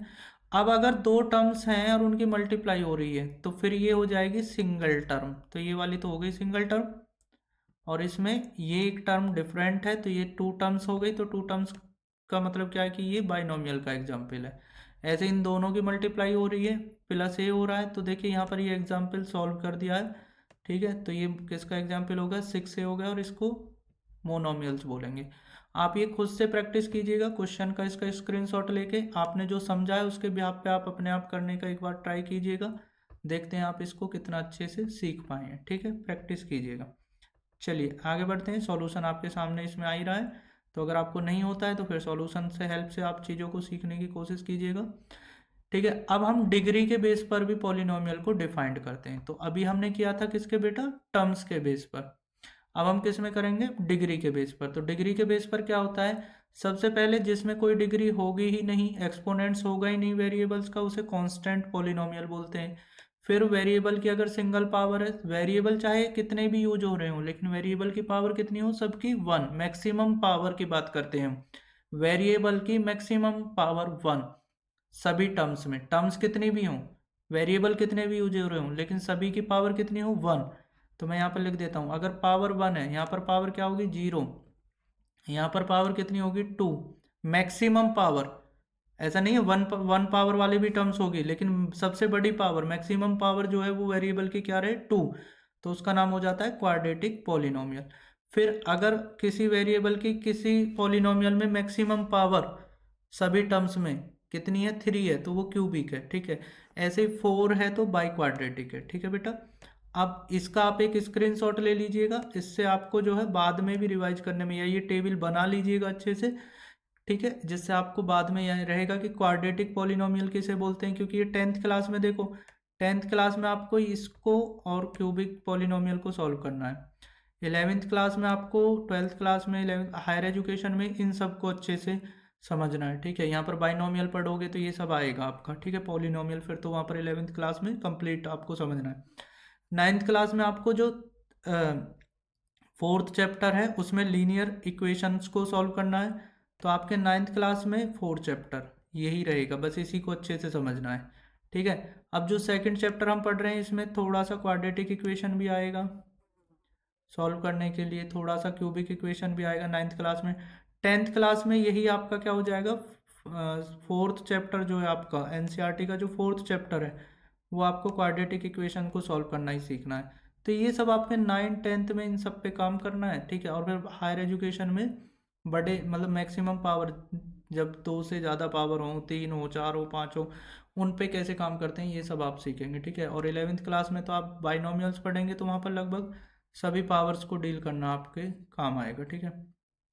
चलिए, तो पॉलिनोमियल्स की जब सिंगल पावर, अब कांस्टेंट टर्म्स क्या होती है, तो जहाँ पर पॉलिनोमियल में डिग्री क्या हो, 0 हो, किसकी, वेरिएबल की, यहाँ पर एग्जाम्पल है, तो जैसे एफ एक्स बराबर 2 दे दिया, तो 2 का मतलब क्या है कि वहाँ पर 2 नहीं है, वो एक्स की पावर 0 है, ठीक है, 2x की पावर 0। सपोज करो, मतलब जब भी कोई कांस्टेंट टर्म मिलेगी तो समझ लो वहाँ पर वेरिएबल की जो पावर है वो कितनी है, 0 है, इसलिए इसको क्या बोलते हैं बेटा, कांस्टेंट पॉलिनोमियल, क्योंकि कांस्टेंट लिखा हुआ मिलेगा बस आपको। फिर लीनियर पॉलिनोमियल क्या होता है, तो ए पॉलिनोमियल डिग्री 1, एक पॉलिनोमियल जिसकी डिग्री 1 है, डिग्री कितनी है बेटा, 1, तो डिग्री 1 का मतलब आप समझ रहे हो, वो लीनियर कहलाता है। डिग्री 1 का मतलब है लीनियर पॉलिनोमियल जो है ये मोनोमियल भी हो सकता है और बाइनोमियल्स भी हो सकते हैं। चलिए, तो अब देखिए जैसे यहाँ पर एग्जाम्पल है y+2, तो y की पावर, वेरिएबल की पावर देखते हैं, तो वेरिएबल की पावर कितनी है, 1, x की पावर कितनी है, 1, तो इनमें x वेरिएबल जो है x और y उन सब की पावर कितनी है, 1, तो इसलिए इसको बोलेंगे लीनियर पॉलिनोमियल, ठीक है। इसमें टर्म्स कितनी भी हों ये इससे कोई फर्क नहीं पड़ता। हाईएस्ट डिग्री, ये वर्ड दिमाग में रखिएगा, हाईएस्ट डिग्री ऑफ वेरिएबल, ठीक है बेटा। चलिए, अब क्वाड्रेटिक पॉलिनोमियल क्या होते हैं, तो क्वाड्रेटिक पॉलिनोमियल वो पॉलिनोमियल्स हैं जिसमें हाईएस्ट डिग्री ऑफ पॉलिनोमियल कितनी होगी, 2 होगी, यही सब मैंने ऊपर बता दिया था आपको। तो चाहे उसमें सिंगल टर्म हो, चाहे उसमें 2 टर्म्स हो, चाहे उसमें बेटा 3 टर्म्स हो, तो इसमें कितनी टर्म्स आप बताइए, 3, और सबसे बड़ी पावर कितनी है इसमें, 2, ठीक है। तो ये अच्छे से हाईलाइट करके लिखा हुआ है, आपको ये क्लियर हो जाना चाहिए, ठीक है, कि इसमें क्वाड्रेटिक पॉलिनोमियल्स किसको बोलते हैं, जिसमें वेरिएबल की हाईएस्ट डिग्री 2 हो, वेरिएबल की बेटा हाईएस्ट डिग्री, पॉलिनोमियल की जो हाईएस्ट डिग्री है पूरे कंप्लीट पॉलिनोमियल में, इससे बड़ी डिग्री कोई नहीं होनी चाहिए, तो वही हमारी क्या कहलाती है, क्वाड्रेटिक पॉलिनोमियल। हम नाम से ही पता चल रहा है क्यूबिक पॉलिनोमियल, मतलब इसमें जो हाईएस्ट डिग्री है वो कितनी होगी बेटा, 3 होगी, ठीक है। ऐसा नहीं है इसमें 2 टर्म्स वाले, 2 पावर वाली टर्म्स नहीं होगी, या 1 पावर वाली टर्म्स नहीं होगी, या कांस्टेंट टर्म नहीं होगी, सब होंगे, लेकिन सबसे बड़ी पावर कितनी होगी, 3। इससे इजी तरीके से आपको पॉलिनोमियल समझ में नहीं आ सकता कहीं भी। तो अगर आपको ये अच्छा लग रहा है तो अपने दोस्तों के साथ शेयर कीजिए, ठीक है, लाइक कीजिए और चैनल को सब्सक्राइब कीजिए, जिससे आगे इसी तरह का जब कंटेंट आपको पढ़ाया जाए तो आप लोग उसको जल्दी से आपको वो नोटिफिकेशन मिल जाए, ठीक है। बाई क्वाड्रेटिक पॉलिनोमियल्स में आपको मैंने बताया कि ये 4 पावर वाली जो हमारे टर्म्स होंगी, तो ठीक है, इसकी ज़्यादा स्टडी अभी आपको 9th-10th में नहीं करना है, लेकिन हाँ अगर आप टीजीटी पीजीटी के एग्ज़ाम की तैयारी कर रहे हैं तो आपको फिर ये सब अच्छे से प्रॉपर तरीके से पढ़ना होता है। अब आप देखिए क्या इसको मैं बाई क्वाड्रेटिक बोलूँगा, हाँ, क्योंकि ये मल्टीप्लाई में है, ठीक है बेटा। तो ये सब एग्जाम्पल हैं किसके, हमारे बाई क्वाड्रेटिक के। तो यहाँ पर क्या हुआ, x की पावर और y की पावर को ऐड करके हमारा जितना बना, क्योंकि वो मल्टीप्लाई में थे, तो वो हमारा बाई क्वाड्रेटिक होता है, ठीक है। अब आपको यहाँ पर ये आइडेंटिफाई करने हैं, कुछ क्वेश्चंस मैंने आपको यहाँ पर लिखे हैं। डिग्री के बेस पे आपको बताना है कौन सा लीनियर है, कौन सा क्वाड्रेटिक है, कौन सा क्यूबिक है और कौन सा जीरो पॉलिनोमियल है। तो आप इसकी प्रैक्टिस करेंगे, ठीक है। ये वाला कॉन्सेप्ट क्लियर हो गया। अब हमें जो पढ़ना है बेटा, सबसे इम्पोर्टेंट है हमारा पॉलिनोमियल इन वन वेरिएबल। जब पॉलिनोमियल हमारा वन वेरिएबल का होगा, वन वेरिएबल मतलब उसमें एक ही वेरिएबल है, तो उसकी कितनी पावर हो सकती है। तो पॉलिनोमियल अगर वन वेरिएबल का है तो उसकी कितनी पावर हो सकती है, इसकी कोई लिमिट नहीं है। तो ये पॉलिनोमियल एक्स, अगर मान लो एक्स में है तो एक्स की 1 पावर हो सकता है, एक्स की 2 पावर हो सकता है, एक्स की 3 4 5 6 कितनी भी पावर हो सकता है, और उसकी मल्टीप्लाई में कुछ भी हो सकता है, ठीक है। और एक ऐसी टर्म होगी जहाँ पर एक्स की कोई पावर नहीं होगी, उसे कांस्टेंट टर्म बोलेंगे। तो इसी को बोलते हैं पॉलिनोमियल ऑफ वन वेरिएबल। जैसे यहाँ पर देखिए आपके सामने एक एग्जाम्पल है, ये पॉलिनोमियल ऑफ वन वेरिएबल है। इसमें देखो एक्स के अलावा वाई दिख रहा है, जेड दिख रहा है, ए बी सी डी, तो और कुछ नहीं है ना, केवल वेरिएबल मतलब ए बी सी डी वाली जो डिजिट वैल्यू है, ठीक है, वर्ड्स हैं, अल्फ़ाबेट है, ठीक है। तो आपको क्या मिल रहे हैं बेटा, केवल एक्स मिला है। तो वेरिएबल तो इसमें वन है, लेकिन इसकी पावर क्या है, वेरिएबल की हाईएस्ट पावर 3। तो ये वन वेरिएबल का क्यूबिक पॉलिनोमियल का एग्जाम्पल है, क्यूबिक इक्वेशन का एग्जाम्पल है। और यहाँ पर देखिए इसमें 2 टर्म्स हैं और मैक्सिमम पावर कितनी है, 2। लेकिन अभी तो हम वेरिएबल क्या होता है, 1 है, इस पे स्टडी कर रहे हैं, ठीक है। ये सब एग्जाम्पल अब आपको इनमें बताना है। ये सीबीएसई में, एनसीईआरटी में एक्सरसाइज में ये क्वेश्चंस हैं कि आपको बताना है कि ये जो पॉलिनोमियल है क्या ये वन वेरिएबल में है या नहीं है। अगर है तो आपको बताना है। देखिए इसमें केवल x यूज हुआ है, इसमें केवल y यूज हुआ है, इसमें x y और t, तो ये वन वेरिएबल वाला नहीं है, ठीक है। बाकी सब वन वेरिएबल में है, ठीक है बेटा। ये सब आपको समझ में आना चाहिए कि वन वेरिएबल का पॉलिनोमियल क्या होता है और मोर देन वन वेरिएबल का पॉलिनोमियल क्या होता है। डिग्री ऑफ पॉलिनोमियल क्या होती है, highest power of polynomial, highest power of polynomial या highest power of variable in a polynomial is called degree of polynomial, ठीक है। अब देखिए यहाँ पर वेरिएबल क्या है, टी है, ठीक है। अभी हमने समझ लिया ना कि वेरिएबल्स कितना है, वन वेरिएबल है टी, लेकिन इसकी पावर यहाँ पर कितनी है, 1, यहाँ पर कितनी है, 0, ठीक है। अब यहाँ पर कितनी है, 3 बेटा। 2 वाली नहीं है ना, तो समझ लेना 2 का कोफिशिएंट 0 है, मतलब 2 वाली लिखी नहीं गई, इसका मतलब समझ लो कि 2 वाली का कोफिशिएंट क्या था, 0। कोफिशिएंट मतलब जो उसकी मल्टीप्लाई में लिखा होगा। तो सबसे बड़ी पावर क्या है इसकी, 4 है। तो ये इसकी क्या कहलाएगी, डिग्री। तो डिग्री क्या होती है, ठीक है, तो हाईएस्ट पावर ऑफ वेरिएबल। समझ में आया, अच्छे से क्लियर हुआ, ठीक है। अब इसमें देखिए यहाँ पर कांस्टेंट टर्म लिखा हुआ है 3/5, 1/5x, 5x square, 3/2x square, और सबसे बड़ी पावर क्या है, x की पावर 5। यहाँ 3 है, यहाँ 2 है, तो हमें केवल x की पावर देखनी होती है, मतलब वेरिएबल की पावर देखनी होती है, वही क्या कहलाती है, हमारी डिग्री। तो इसकी डिग्री कितनी हो गई, 5, क्योंकि इसकी पावर कितनी है, हाईएस्ट 5, ठीक है। अब आपको क्या बताना है कि एक ऐसा एग्जाम्पल लेना है जिसमें आपकी, यहाँ पर देखिए 1 डिग्री हो, तो 1 डिग्री की कोई एग्जाम्पल लेना है, तो x की पावर 1 होगी, एक ऐसी टर्म होगी, उसका एक कोफिशेंट होगा, चाहे 1 हो, कुछ वो 0 नहीं हो सकता, बस ये, ठीक है, इतना ध्यान रखिएगा। और उसके साथ एक कांस्टेंट टर्म ले लीजिएगा, जो आपका मन करे, चाहे रेशनल नंबर लो, चाहे रेशनल नंबर लो, उससे कोई फर्क नहीं पड़ता। अब एक ऐसा एग्जाम्पल लीजिए जिसमें डिग्री 5 हो, तो डिग्री 5 हो तो एक 5 पावर वाली टर्म्स होगी, एक 4 वाली होगी, एक 3 वाली होगी, एक 2 वाली होगी, एक 1 वाली होगी, एक कांस्टेंट टर्म होगी। अब इसने क्या किया, तुम ध्यान से देखो, इसमें 4 वाली और 2 वाली टर्म्स लिखी नहीं, इसका मतलब उनका कांस्टेंट, उनका जो कोफिशिएंट है वो 0 हो गया, ठीक है। तो ऐसा कर सकते हैं, मतलब क्योंकि अगर हमें 5 डिग्री की टर्म्स देखनी है ना, तो बस 5 वाली उसमें हो, चाहे उसके अलावा एक ही टर्म्स हो या 2 टर्म्स हो उसमें, ठीक है। क्योंकि मोनोमियल्स होते हैं, मोनोमियल्स मतलब जिनमें सिंगल टर्म हो, वो भी कंसीडर होगा, ठीक है। अब degree of polynomial in 2 and more variable, ऐसी टर्म्स की बात कर रहे हैं जिनमें एक से ज़्यादा वेरिएबल्स होंगे तो उनकी डिग्री कैसे काउंट करते हैं, तो डिग्री कैसे काउंट करते हैं, देखो इन दोनों की डिग्री कितनी है 5 और 1, तो कितना हो गया बेटा 6। तो 5 और 1 कितना हो गया 6 हो गया, ठीक है। 5 और 1 कितना हो गया यहाँ पर, एक सेकेंड,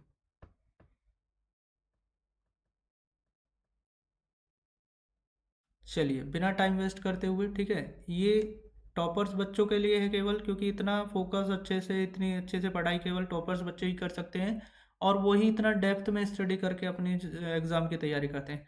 तो y की पावर 5 और x की पावर 1 है, तो टोटल कितना हो गया 6।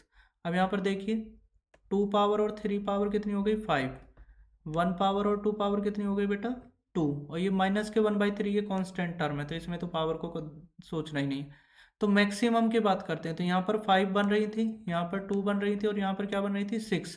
तो जब एक पॉलिनोमियल के हम मिक्स, जिसमें 2 वेरिएबल्स होंगे या उससे ज़्यादा वेरिएबल्स होंगे, तो उसकी अगर हम डिग्री पूछेगा तो उनका ऐड करके जो सबसे ज़्यादा जिसका ऐड करने के बाद आंसर आता है, वो हमारी क्या बनती है, उस पॉलिनोमियल की डिग्री बनती है। तो इस पॉलिनोमियल की डिग्री क्या हो जाएगी, ये वाली इन दोनों का सम आया था सम 6, तो इसलिए 6। चलिए अब इसका आप बताइए, थोड़ा सा खुद से दिमाग लगाइए। 2 4 कितना होगा 6 और 1 7, फिर इनको ऐड कीजिए 1 2 3 2 5, 5 यहाँ पर 7, यहाँ पर 5, यहाँ पर 7, यहाँ पर 3, 5 3 7, आपको समझ में आ गया कौन सा वाला हाईएस्ट है, 7 वाला। तो वेरिएबल्स की जो पावर है इनको ऐड कर दीजिए, तो सब यही क्या कहलाएगी, पॉलिनोमियल की डिग्री कहलाएगी। अब देखिए ये क्वेश्चन एनसीईआरटी में नहीं है, लेकिन अगर मैं इनको करवा रहा हूँ तो आप समझिए, अगर आप इनको भी सीख लेते हैं तो आपका कॉन्सेप्ट पे जो कमांड है वो बहुत अच्छी हो जाएगी, ठीक है। फिर फ्यूचर में आप कभी भी पॉलिनोमियल से रिलेटेड किसी भी टाइप के क्वेश्चन पे आपको दिक्कत नहीं आएगी, ठीक है। यहाँ पर पावर्स आपको, अब ये कुछ क्वेश्चन दिए हुए हैं, आपको इनको प्रैक्टिस करके बताना है कि इसकी डिग्री क्या है। तो ये वाले क्वेश्चन आपके उसमें हैं एनसीईआरटी में, ठीक है बेटा। जीरोज ऑफ पॉलिनोमियल्स अगला टॉपिक है हमारा, जीरोज ऑफ पॉलिनोमियल क्या है। तो जीरोज ऑफ पॉलिनोमियल्स क्या होते हैं कि हमें कोई पॉलिनोमियल गिवन है, ठीक है, आप वीडियो को बीच में रोक रोक कर एक कॉन्सेप्ट पढ़ा, फिर उसको हेडिंग बनाइए, ठीक है। टर्म्स पढ़ा, पॉलिनोमियल्स पढ़ा, डिग्री के बेस पे पढ़ा, फिर टर्म्स के बेस पे पॉलिनोमियल का क्लासिफिकेशन पढ़ा। तो आप क्या कीजिए, ऐसे एक नोट्स बना लीजिए कि सबसे पहले हमने टर्म्स क्या होती हैं वो समझा, फिर हमने पॉलिनोमियल्स का टर्म्स के बेस पे कैसे क्लासीफाई किया गया है वो पढ़ा, फिर हमने डिग्री के बेस पे पॉलिनोमियल्स को कैसे डिफाइंड किया गया है ये समझा, ठीक है। उसके बाद जीरोज ऑफ पॉलिनोमियल क्या होता है ये हम समझ रहे हैं, ठीक है। तो बेटा जीरोज ऑफ पॉलिनोमियल्स क्या होता है कि अगर हमें कोई पॉलिनोमियल दिया हुआ है, ठीक है, उसमें हम जो वेरिएबल है, वेरिएबल की जगह ऐसी क्या वैल्यू पुट करें कि उस टोटल इक्वेशन या उस टोटल पॉलिनोमियल की वैल्यू क्या हो जाए, जीरो हो जाए। तो ऐसी वैल्यू क्या होगी जिससे ये पूरे वेरिएबल पॉलिनोमियल की वैल्यू जीरो हो जाएगी, वही हमारा क्या कहलाता है, जीरोज ऑफ पॉलिनोमियल कहलाता है। जब हम उसको वेरिएबल से रिप्लेस करेंगे तो वो जीरो हो जाना चाहिए, ठीक है। चलिए अब आपको ऐसे मैं क्वेश्चन कराऊंगा, अभी टेंशन मत लीजिए। तो सबसे पहले तो आपको ये जो क्वेश्चन आते हैं अभी ऐसे आते हैं कि आपको एक इक्वेशन देगा, उसमें आपको ये इक्वेशन में वेरिएबल की जगह क्या पुट करना है वो आपको बताएगा।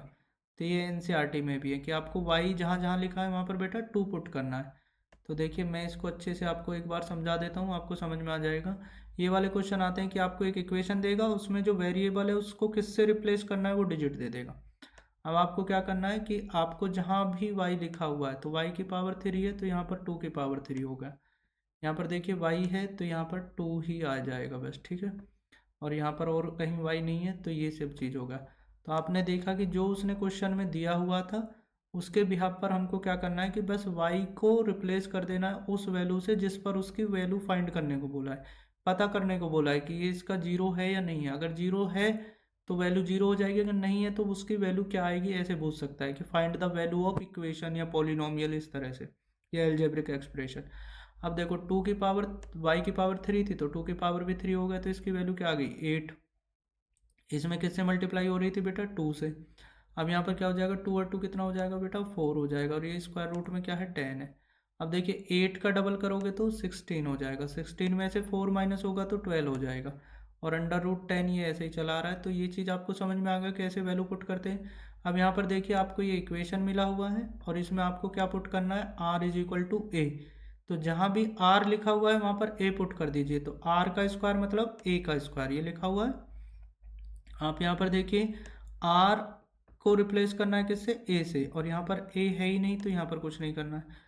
तो देखिए आपने क्या किया, यहाँ पर आर को ए से रिप्लेस कर दिया और ये वाली वैल्यू में आर को, अब आर की पावर 2 थी तो ए की पावर भी 2 हो गई। इस प्रकार हमारा जो पॉलिनोमियल की वैल्यू है वो क्या आ गई, 4a² माइनस 2a प्लस 6। जितना सॉल्व हो सकता है सॉल्व कर लीजिए, यही रिक्वायर वैल्यू है, ठीक है। अभी हम बात कर रहे थे जीरो क्या होता है, तो जब हम ऐसे, अभी देखिए हमने कुछ वैल्यू पुट की तो पॉलिनोमियल उससे क्या नहीं हुआ, जीरो नहीं हुआ। लेकिन अगर ऐसी कोई वैल्यू है जिस पर पॉलिनोमियल जीरो हो जाए तो वही हमारी जीरो ऑफ पॉलिनोमियल कहलाता है। जैसे आपको ये देखिए x-3 एक वैल्यू है, x-3 क्या है, एक हमारा पॉलिनोमियल है। तो पॉलिनोमियल में यदि x की जगह हम 3 रखते हैं तो क्या आएगा, अगर आप x को 3 से रिप्लेस करोगे बेटा तो 3 माइनस 3 क्या हो जाएगा, जीरो। तो ये तो पॉलिनोमियल क्या होगा, जीरो। इसलिए इसको बोलेंगे जीरो ऑफ पॉलिनोमियल, किसको, 3 को, कि इस पॉलिनोमियल की जो जीरो है वो हमारी क्या है, 3 है। समझ में आया। अब देखिए यहाँ पर ये x-3 का ये गलत लिख दिया, 3 is the zero of polynomial x-3, ठीक है। अब आप देखिए, अब आपको कई बार तो आपको वैल्यू पता करनी है कि क्या ये इसका जीरोज है या नहीं है, लेकिन कई बार बोलेगा कि अच्छा इसका जीरो बताओ क्या होगा। तो आपको क्या कर देना है, आपको पता है ना फाइनली आंसर क्या आता है, जीरो। तो जो आपको पॉलिनोमियल दिया हुआ है ना, गिवन है, उसको किसके बराबर कर दो, जीरो के। तो x की जो भी वैल्यू हमें पता चलेगी जीरो करने पर, पॉलिनोमियल को इक्वल करने पर जीरो के, वही हमारा क्या कहलाएगा, जीरो ऑफ पॉलिनोमियल।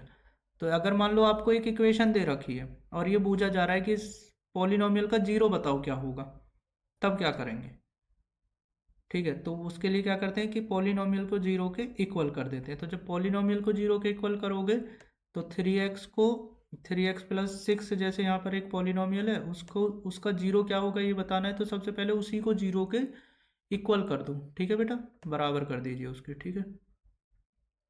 ये बताओ समझ में आया। अब आपको क्या करना है कि सबसे पहले इस 6 को इधर माइनस कर दीजिए ले जाकर, यहाँ पर प्लस हो रहा है इधर जाएगा तो माइनस हो जाएगा, ठीक है। तो यहाँ पर क्या रह जाएगा, 3x बराबर -6। अब 3 किस में है बेटा, मल्टीप्लाई में, तो किस में जाएगा, डिवाइड में। तो जब ये डिवाइड में जाएगा तो आंसर क्या आ जाएगा, 3 से 2 टाइम ये कैंसिल हो जाएगा तो -2। तो -2 जब भी आप यहाँ पर पुट करोगे ना इस पॉलिनोमियल में, x की जगह -2, x की जगह जब भी आप -2 रखेंगे तो हमारा जो पॉलिनोमियल है वो क्या हो जाएगा, जीरो। तो -2 जो है वो हमारा क्या हो गया बेटा, जीरो ऑफ पॉलिनोमियल। तो जीरो ऑफ पॉलिनोमियल कैसे पता करते हैं कि पॉलिनोमियल को जीरो के बराबर कर देते हैं और वहां से वेरिएबल की क्या वैल्यू, जो भी वैल्यू आएगी वही हमारा जीरो ऑफ क्या है, पॉलिनोमियल है, ठीक है। अब इनमें से बताना है कि ये एक इक्वेशन है, ठीक है बेटा, इसमें क्या -2 एंड 2 ये इसके जीरो हैं या नहीं है। अच्छा अगर ये इसके जीरो होंगे, ठीक है, तो अगर ये इसके जीरो होंगे ना तो बेटा क्या होगा, सबसे पहली बात क्या है कि अगर ये इसके जीरो होंगे ना तो इसमें जब वैल्यू पुट करोगे तो पूरा पॉलिनोमियल क्या हो जाएगा, जीरो के, आंसर क्या आएगा आपका, जीरो आना चाहिए, ठीक है। अब पॉइंट क्या है कि आंसर क्या आना चाहिए, जीरो आना चाहिए, ठीक है। अब हम क्या करते हैं, देखिए यहाँ पर गलती से ये 7 लिख गया है, इसको 2 ही रह 2 सोचना है, ठीक है, क्योंकि यहाँ पर ये 2 है। तो आपको क्या करना है, एक बार t को किससे रिप्लेस करना है, -2 से। तो कर दीजिए यहाँ पर -2 का स्क्वायर, यहीं पर लिख लीजिए, ठीक है, -2 का स्क्वायर माइनस के 2। अब देखिए उसमें भी माइनस है और हम भी वैल्यू -2 रख रहे हैं, -6। तो कितना होगा, -2 का स्क्वायर माइनस -2 -6। तो -2 का स्क्वायर करोगे तो बेटा 4, माइनस माइनस कैसे हो जाएंगे, हमारा प्लस का हो जाएगा, ठीक है। मल्टीप्लाई करने पर ये कैसा हो जाएगा, प्लस का। तो 4 और 2 प्लस के 6 हो गए और माइनस के 6 है, तो आप देख पा रहे हैं आंसर क्या आ गया, जीरो। और जिससे पॉलिनोमियल जीरो आ जाए तो ये इसका मतलब ये तो भाई हमारा क्या है, जीरो ऑफ दिस पॉलिनोमियल है, मतलब इस पॉलिनोमियल का जीरो ये तो है भाई, ठीक है। अब अगर आपका ये जीरो है तो आपको 2 है या नहीं ये चेक करना है, ठीक है, दूसरी वैल्यू को चेक करना है। अब दूसरी देखो -2 तो है क्योंकि इसमें जब हमने टी को इससे रिप्लेस किया ना, टी को -2 से रिप्लेस किया, मतलब जहाँ जहाँ टी है हमने यहाँ पर -2 रख दिया, तो हमारा जो पूरा वैल्यू था वो किसके बराबर आ गया, 0 के। तो -2 तो हमारा है 0 और पॉलिनोमियल, बट क्या 2 है या नहीं है, तो इसको आप स्वयं चेक करेंगे। ये आपके लिए एक असाइनमेंट है या होमवर्क की तरह है। बाकी मैंने यहाँ पर रख दिया है, तो आप देखिए जब आप 2 रखेंगे तो 2 का स्क्वायर 4 हो जाएगा, 2 रखेंगे तो -2 ही रहेगा, और -6, तो -2 -6 -8 हो जाएंगे, और ये जो प्लस का 2 है ये प्लस का 4 है, तो ये यहाँ पर आंसर आ जाएगा -4। अब इससे 0 नहीं हुआ तो ये इसका जीरोज नहीं है, ठीक है, 0 नहीं है। चलिए, अगर x इज इक्वल टू 2, ये वाला क्वेश्चन मोस्ट इंपोर्टेंट है, सबसे ज्यादा एग्जाम में यही क्वेश्चन पूछा जाता है बेटा, ठीक है, सबसे ज्यादा यही क्वेश्चन पूछा जाता है कि अगर x इसका एक रूट है, मतलब जीरोज है, ठीक है, रूट कह दे जीरो कह दे, आपको सेम बात समझनी कि x अगर इसका एक रूट है तो आपको इस पॉलिनोमियल में से a की वैल्यू, अब ये a भी अननोन है, वेरिएबल है, तो a की वैल्यू फाइंड करनी है, find the value of a। ये वाला क्वेश्चन सबसे ज्यादा आता है कि अगर आपको पॉलिनोमियल में क्या गिवन है बेटा, पॉलिनोमियल का रूट पता है और आपको क्या बताना है, उसमें एक अननोन वैल्यू या वेरिएबल ऐड कर देता है उसकी वैल्यू, तो आपको क्या, अगर ये इसका रूट है तो सीधी सी बात है, जब आप x की जगह 2 रखोगे, x को रिप्लेस करोगे 2 से और उसको किसके बराबर कर देना, 0 के, तो जो भी फिर a की वैल्यू आएगी वो हमें मिल जाएगी। तो काम क्या है कि अगर ये रूट है तो जब इसकी जगह हम इसको रिप्लेस करेंगे 2 को, x की जगह क्या रखेंगे 2, तो यहाँ पर x की पावर 2 है, तो 2 की भी पावर यहाँ पर क्या हो जाएगी बेटा, 2 हो जाएगी, 2 हो जाएगी, और यहाँ पर x की पावर 2, x है केवल तो यहाँ पर 2 ही रहेगा, क्योंकि x की पावर 1 है तो यहाँ पर 2 की पावर 1 है। a को तो हमें कुछ नहीं करना है, तो आपको क्या करना है, सबसे पहले जहाँ भी x लिखा हुआ है वहाँ पर आपको 2 पुट करना है, ठीक है।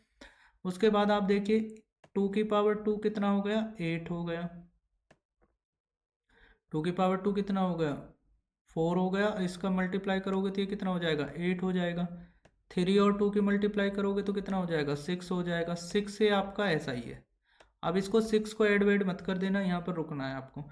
8 प्लस के हैं माइनस के 6 हैं, तो 8 प्लस के हैं माइनस के 6 हैं, अगर इन दोनों को सॉल्व करोगे तो प्लस के ज़्यादा हैं तो प्लस के 2 आ जाएंगे, और ये 6 से ऐसा ही आ गया। तो यहाँ तक समझ में आया आपको कैसे किया, ठीक है। एक इक्वेशन दे रखी थी, उसमें x की जगह 2 पुट किया, उसको जितनी पावर लिखी हुई है उन पावर को वैसे ही लिखना है और सॉल्व करना है, ठीक है। उसके बाद आपको क्या करना है, 6a, क्योंकि ये इसका रूट है तो जब हमने x इज इक्वल टू 2 रखेंगे तो जो आंसर आएगा वो किसके इक्वल आएगा, 0 के इक्वल, क्योंकि ये इसका क्या है, एक रूट है, मतलब 0 है। तो यहाँ से आप देखिए 6a प्लस 2 को 0 के इक्वल करोगे तो ये 2 इधर आ जाएगा, माइनस का हो जाएगा, और 6 जो मल्टीप्लाई में है वो किस में आ जाएगा बेटा, डिवाइड में आ जाएगा। जो उधर 2 प्लस का था वो इधर माइनस का आ गया, और जो 6 है वो किस में आ गया, डिवाइड में। तो ये 2 से कैंसिल हो जाएगा 1/3 टाइम, ठीक है। तो यही हमारा a की वैल्यू, तो a की वैल्यू फाइंड करने वाला ऐसे क्वेश्चन बहुत आते हैं जब x की वैल्यू दी होगी, आपको जो वेरिएबल है उसकी वैल्यू दी होगी, और वो कहेगा कि ये जो वैल्यू है ना ये इसका जीरोज है, रूट है, ठीक है। अब आपको यहाँ पर जीरोज बताने, तो जीरोज बताने के लिए आपको क्या करना है कि सभी टर्म्स को फाइनली 0 के इक्वल कर दीजिए, तो जो आंसर आएगा वही हमारा क्या होगा, जीरोज होगा। तो x की क्या वैल्यू आएगी, यहाँ से -7 है तो इधर आएगा तो +7 हो जाएगा। फिर इसको जब 0 के इक्वल करोगे तो आप दिमाग लगाइए, पहले तो 5 इधर जाएगा तो -5 हो जाएगा, फिर 4x इज इक्वल टू -5 हो जाएगा, 4x इज इक्वल टू कितना हो जाएगा बेटा, -5, तो x इज इक्वल टू कितना आ जाएगा, दिमाग लगाओ, x इज इक्वल टू आ जाएगा -5/4, -5/4, ठीक है। अब ये 3x है, इसी को 0 के बराबर करना है आपको, तो कर दीजिए। तो यहाँ पर x की वैल्यू कितनी आ गई थी, तो यहाँ पर x की वैल्यू आ गई थी। अभी नीचे प्रॉपर सॉल्व करेंगे तो मैं आपको सिखा रहा हूँ यहाँ से, तो -5 ऐसा ही रहेगा, और 4 आपका कहाँ जाएगा बेटा, अपॉन में, ठीक है। तो ये हमारा इस टर्म का आंसर हो गया। तो इसका आंसर मैंने यहाँ पर लिख दिया है, इसका आंसर यहाँ पर लिख दिया। अब 3x को 0 के बराबर करोगे तो जो 3 है वो भी किसके, 0 के अपॉन में चला जाएगा, और 0 में किसी से भी डिवाइड कर लो, आंसर क्या आएगा, 0। तो इसका जीरोज क्या हो जाएगा, 0, इसका जीरोज क्या हो जाएगा -5/4, और इसका जीरोज क्या हो जाएगा, ये इधर 7 इधर चला जाएगा, तो ये आ जाएगा +7। तो जब आपको इक्वेशन दे तो जीरोज बूझे तो कैसे फाइंड करते हैं, समझ में आया। ठीक है, आपको क्या करना है कि उसको सीधा जीरो के इक्वल कर देना है पॉलिनोमियल को, और फिर उनको कैलकुलेशन करना है कि जो भी हमारे एक्स की वैल्यू आएगी वही हमारे जीरोज कहलाएंगे। x-7 को जीरो के इक्वल किया तो x बराबर कितना आ गया, 7 आ गया। फिर ऐसे ही यहाँ से x बराबर 7 इसका रूट हो गया। 4x + 5 को रूट बताना है तो इसको जीरो के बराबर कर दीजिए, तो पहले जो -5 है वो उधर, +5 है वो उधर जाएगा, -5 हो जाएगा, फिर 4 भी किस में चला जाएगा, अपॉन में, डिवाइड में, तो ये इसका रूट हो गया। 3x को जीरो के बराबर करोगे तो x = क्या आ जाएगा, 0/3, जो कि क्या होता है, जीरो ही होता है। ठीक है, ये सब इंपॉर्टेंट क्वेश्चन थे। अब आपको क्या है, जीरो में be the zero of polynomial, क्या इसकी जीरो होगी या नहीं है। ठीक है, तो जीरो पुट करने पर जीरो, जीरो मतलब हमें एक्स की जगह जीरो रिप्लेस करना है, तो जीरो क्या इस पॉलिनोमियल का जीरो होगा, जीरो मतलब हमें एक्स को रिप्लेस करना है जीरो से, समझ में आया। ठीक है, तो x को जब इसमें जीरो, ये x² लिखा हुआ है केवल, तो जीरो की कितनी भी पावर करोगे आंसर क्या आएगा, जीरो, तो ये तो होगा। अब ये एक इक्वेशन है x + 5, क्या इसमें जीरो पुट करने पर जीरो आएगा, तो जीरो पुट करने पर क्या आएगा 5, तो इसमें तो होगा बट इस वाले में जीरो, इसका जीरोज या रूट नहीं होगा। ठीक है, मे और मे नॉट भी, मतलब जीरो रखने पर हो भी सकता है या नहीं भी। अब जो लीनियर पॉलिनोमियल है उसमें जो जीरोज होता है वो एक ही होगा। देखिए आपको मैं एक बात बता दूं, लीनियर पॉलिनोमियल क्या होते हैं, जिनमें पावर कितनी होती है 1। ठीक है, पावर कितनी होती है बेटा 1। अगर 1 पावर है तो उसका जो जीरो होगा वो भी एक ही होगा, इसलिए बोलते हैं यूनिक जीरो होता है। इसका एग्जाम्पल समझ रहे हो आप, कि यहाँ पर अगर इसका जीरोज बताना है तो अभी आपने क्या सीखा कि इसको जीरो के इक्वल करना है, तो जिसका जीरो बताना होता है उसको किसके इक्वल करना होता है, जीरो के। तो जब आप इसको जीरो के इक्वल करोगे तो यहाँ से एक्स की कितनी वैल्यू आएंगी, तो एक्स की हमारी एक ही वैल्यू आएगी। तो यही तो बोल रहा है कि लीनियर पॉलिनोमियल में जो जीरो होते हैं वो यूनिक होता है, मतलब सिंगल आएगा, एक ही आंसर आ सकता है और आंसर नहीं आ सकते। ठीक है, जीरो पॉलिनोमियल को रूट भी बोलते हैं, ध्यान रखिएगा, जीरो पॉलिनोमियल को क्या बोलते हैं बेटा, रूट भी बोलते हैं। अगर हमारा कोई पॉलिनोमियल है जो ax + b की फॉर्म में है, किसकी फॉर्म में है, ax + b की, तो उसका जीरो क्या होगा, तो इसको जीरो के बराबर करो तो b इधर आ जाएगा, माइनस का हो जाएगा, और b फिर अपॉन में आ जाएगा a, तो आ जाएगा -b/a। तो जो हमारा ax + b है उसका अगर आपको कोई जीरो बूझे तो आप डायरेक्ट भी बता सकते हो -b/a। ठीक है, क्लियर बेटा। तो जो कांस्टेंट एलिमेंट होता है और वो नॉन जीरो कांस्टेंट जो एलिमेंट है, जिस मतलब कांस्टेंट एलिमेंट है और वो जीरो भी नहीं है, तो उसमें कोई जीरो नहीं होता है। जैसे 3 है, अब 3 को जीरो के बराबर करोगे तो वो हो ही नहीं सकता, समझ रहे हो आप। तो जो कांस्टेंट है वो नॉन जीरो है, उसमें पॉलिनोमियल का कोई जीरो नहीं होता है, उसका कोई रूट नहीं होता है। ठीक है, every real number is a zero of zero polynomial. तो अगर कोई जीरो पॉलिनोमियल है, मतलब जीरो पॉलिनोमियल का मतलब क्या है कि जब हम उसमें x² के आगे भी कुछ नहीं लिखा है, वाई एक्स के आगे भी कुछ नहीं लिखा है, जीरो पॉलिनोमियल क्या होता है, जिसमें जीरो ही है बस, तो उसको किसी भी रियल नंबर से आप रख दीजिए तो आंसर हमेशा जीरो आ रहा है, तो हम सोच लेंगे कि यहाँ पर एक्स, अब जैसे हमने एक एग्जाम्पल लिया कि भाई एक पॉलिनोमियल ले लिया ax² + bx। ठीक है, इतना तो समझ में आ रहा है। ठीक है, अब आपको क्या करना है बेटा कि आपको इसमें a और b को जीरो ले लेना है, a और b जीरो ले लिया, कोफिशेंट जीरो हो गए, तो ये पूरा पॉलिनोमियल क्या हो जाएगा, जीरो हो जाएगा। अगर इसके कोफिशेंट जीरो हैं, अब आप x की जगह कुछ भी रख दीजिए, तो जब जीरो से मल्टीप्लाई करेंगे तो हमेशा आंसर क्या आता रहेगा, जीरो। तो every real number is zero of zero polynomial, समझ में आया ये क्या बोल रहा है। अब जैसे एक इक्वेशन है 0x² + 0x, अब इसमें आप 1 पुट कर दीजिए, 2 पुट कर दीजिए, -1 पुट कर दीजिए, हमेशा जीरो से जब मल्टीप्लाई करोगे तो आंसर क्या आएगा, जैसे हमने 1 पुट किया, ये देखो इन दोनों ही टर्म में हमने क्या पुट कर दिया, 1 पुट कर दिया, इस टर्म में ये हमने 1 पुट कर दिया तो भी जीरो आ गया, और इस वाली टर्म में हमने क्या पुट कर दिया बेटा, -1 पुट करके देखा -1 पुट करोगे और 0 से मल्टीप्लाई करोगे तो आंसर तो हमेशा 0 ही आएगा ना बेटा। यही बोल रहा है कि every real number is 0 of 0 polynomial. ठीक है, एक polynomial can be more than 1 0। एक पॉलिनोमियल के एक से ज़्यादा जीरो हो सकते हैं, लेकिन वो कब होंगे? जितनी उसकी डिग्री होगी, ध्यान रखिएगा, जितनी उसकी डिग्री होगी उतने ही उसके जीरोज होंगे। ये बात याद रख लीजिएगा, जितनी डिग्री उतने ही रूट्स, उतने ही जीरोस। अब क्योंकि लीनियर में 1 0 होते हैं, 1 डिग्री होती है लीनियर पॉलिनोमियल की, तो जीरोस भी कितने थे? 1। चलिए, अब जैसे यहाँ पर एक एग्जांपल ले लेते हैं कि x² - 1 है। ठीक है, x² - 1 है, तो इसके कितने जीरोज होंगे अगर हम ये पता करना चाहें, तो इसको किसके इक्वल कर दो बेटा? 0 के इक्वल कर दो। अगर आप इसको 0 के इक्वल कर दोगे तो इसका आंसर क्या हो जाएगा? x² + 1। x² प्लस, ये जो सॉल्व कर रखा है इसको बाद में देखना। ठीक है, x² + 1 आ गया, तो फिर इसका स्क्वायर रूट कितना आ जाएगा? x इज इक्वल टू आ जाएगा प्लस -1।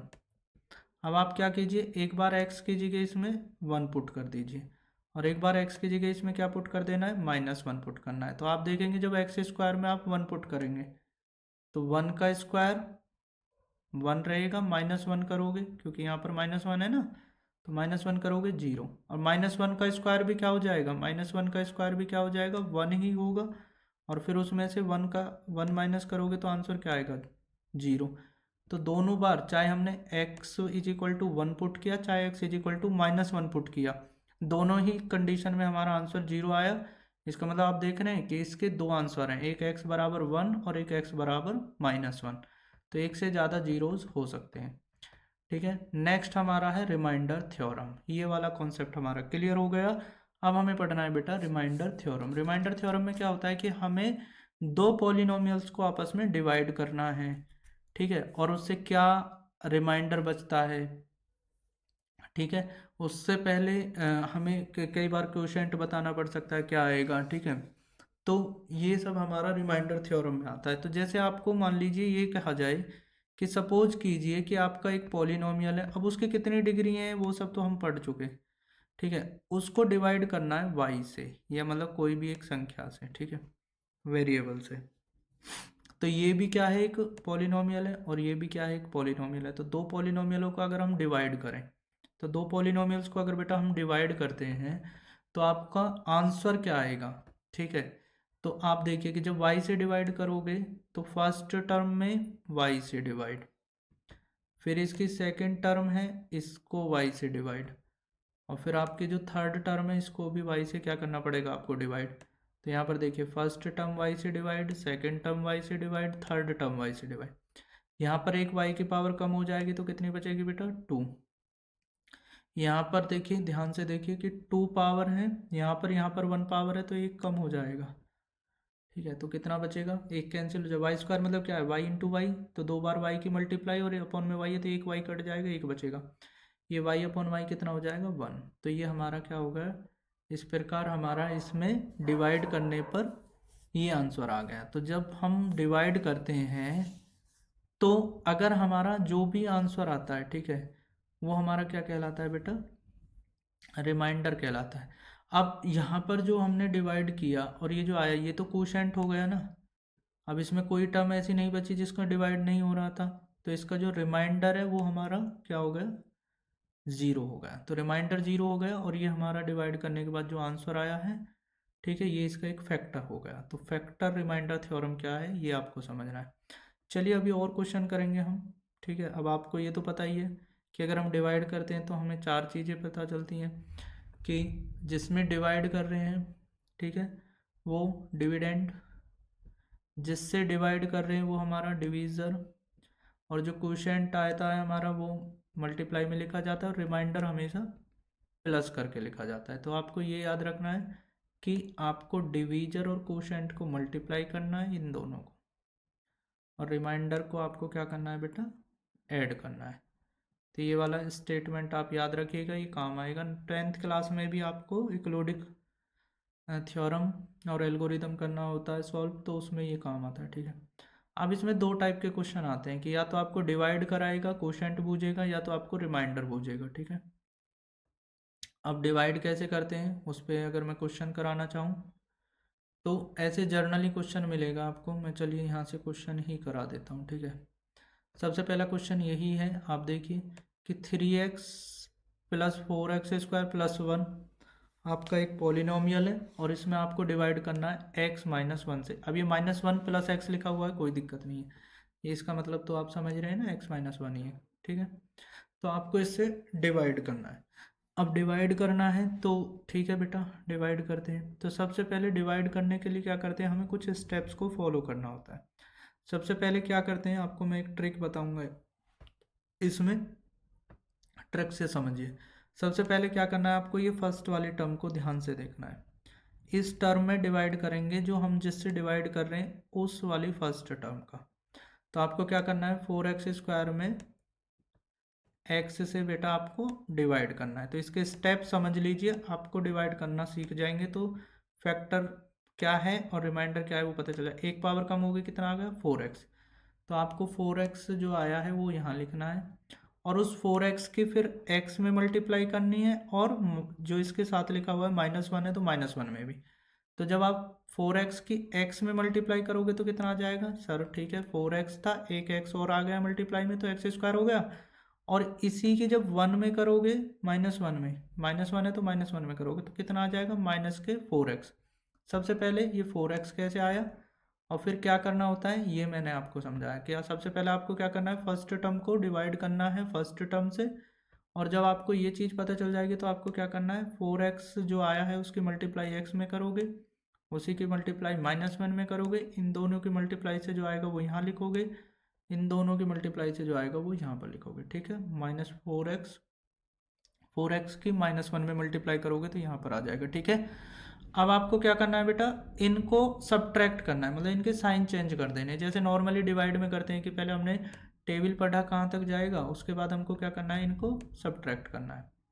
अब इनको सब्ट्रैक्ट कर दीजिए, ठीक है। कैसे सब्ट्रैक्ट होगा ध्यान से देखिए कि 4x² में से सब्ट्रैक्ट करोगे, अब ये भी पॉजिटिव 4x है तो साइन चेंज होगा, तो ये वाले तो हमेशा कैंसिल होंगे, याद रखिएगा, ठीक है। 3x प्लस का था, ये माइनस का है, बट अब सब्ट्रैक्ट कर रहे हो तो ये कैसा हो जाएगा, प्लस का।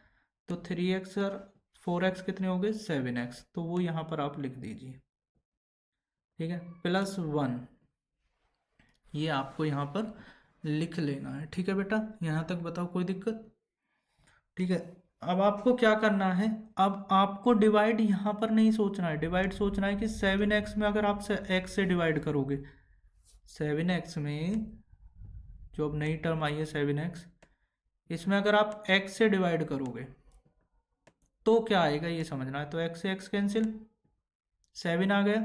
अब ये जो 7 आया है इसकी मल्टीप्लाई करेंगे आप दोनों टर्म्स में। ये सब लिखना नहीं है, ये तो समझाने के लिए लिखा हुआ है, ठीक है। ये तो मैं जो समझा रहा हूँ आप उस पर फोकस कीजिए बस। तो आपका यहाँ तक हो गया था, ये 7x आ गया था। ये 7x में जब आप x से डिवाइड करेंगे तो 7 आ जाएगा, वो 7 तो आपको यहाँ पर लिखना है, ठीक है बेटा। 7 यहाँ पर लिख दिया। अब इसकी मल्टीप्लाई x में करोगे तो 7 की x में मल्टीप्लाई 7x, और 7 की -1 में मल्टीप्लाई करोगे तो -7। आप ध्यान से देख लीजिएगा, 7 की -1 में तो -7। देख पा रहे हो ये अच्छे से, नहीं देख पा रहे हो तो चलो मैं कलर चेंज करके इसको आपको दिखाता हूँ। पहले 7 की x में की और वो यहाँ पर लिख दिया 7x, फिर 7 की -1 में की और यहाँ पर लिख दिया -7। क्लियर, ठीक है। क्या करना है, पहले हमें ये पता करना है कितना आएगा, 7x आया था यहाँ पर। हम आपको ये देखना है कि इन दोनों को ऐड किया था तो 7x आया था, +1 यहाँ से आया था, इसमें फिर डिवाइड किया था x से तो 7 आ गया था। उस 7 की x में मल्टीप्लाई करेंगे तो यहाँ पर आ जाएगा 7x, और 7 की 1 में मल्टीप्लाई करेंगे तो 7। अब यहाँ -1 है तो -7 आ गया, ठीक है। तो मैंने बताया था कि इनको सब्ट्रैक्ट करोगे, फर्स्ट वाला पार्ट हमेशा कैंसिल होता है। 1 माइनस कर रहे हो, माइनस के 7 को प्लस हो जाएगा, तो 7 और 1 कितना होगा 8। यही हमारा रिमाइंडर है। तो ये हमारा रिमाइंडर है, ये हमारा क्वोशिएंट है, ठीक है बेटा। तो रिमाइंडर अगर आपको बताना हो तो किस तरह से डिवाइड करा जाता है, तो मैंने ट्रिक क्या बताई थी अभी आपको, ट्रिक क्या है, मेथड है ये। तो क्या मेथड है आपको समझ में आना है कि सबसे पहले आपको क्या करना है, फर्स्ट टर्म को डिवाइड करना है फर्स्ट टर्म से। ये तो कर लोगे। फिर उससे जो आंसर आएगा उसकी मल्टीप्लाई करनी है इस वाली टर्म में और जो इसके साथ लिखा हुआ है, और वो जो फर्स्ट यहाँ से आएगा वो यहाँ लिखना है, जो इन दोनों की मल्टीप्लाई करके आएगा वो यहाँ लिखना है। इनको सब्ट्रैक्ट करना है तो ये कट जाएगा, इनको सब्ट्रैक्ट करोगे तो ये ऐड होके यहाँ पर 7 हो जाएगा। ठीक है, ये 1 लिख लिया। फिर अब फर्स्ट वाली टर्म को डिवाइड करना है किससे, x से, तो जो आएगा वो यहाँ पर लिखना है। तो 7x को x से डिवाइड करोगे तो 7 आ जाएगा यहाँ पर। ठीक है, वो 7 में अब फिर से वही काम करना है, यही काम क्या करना है, चलिए बताता हूँ। देखिए बेटा, चाहे 2 बार समझ लो, कितनी भी बार समझ लो, कोई दिक्कत नहीं है, बट आपको ये सीखना है, क्योंकि अगर ये सीख लिए तो आपका काम ईजी हो जाएगा। ठीक है, उसके बाद आपको क्या करना है कि हमने पहले यहाँ तक सॉल्व कर लिया, इसके बाद हमको क्या करना है, इस 7 की मल्टीप्लाई, ये 7 कैसा है समझ में आया ना, 7x का जो x में डिवाइड किया।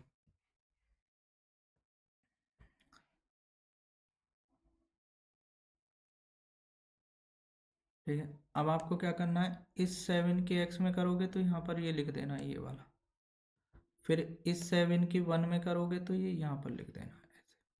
क्लियर, फिर इनको सब्ट्रैक्ट कर दो तो फर्स्ट वाली टर्म हमेशा कैंसिल होती है। 7 माइनस का था, सब्ट्रैक्ट करोगे प्लस का हो जाएगा, तो यहाँ से आंसर 8 आ जाएगा। ठीक है, तो इस प्रकार हम ये चीज़ डिवाइड करते हैं। जिसने ये सीख लिया समझ लीजिए उसका आधा काम हो जाता है।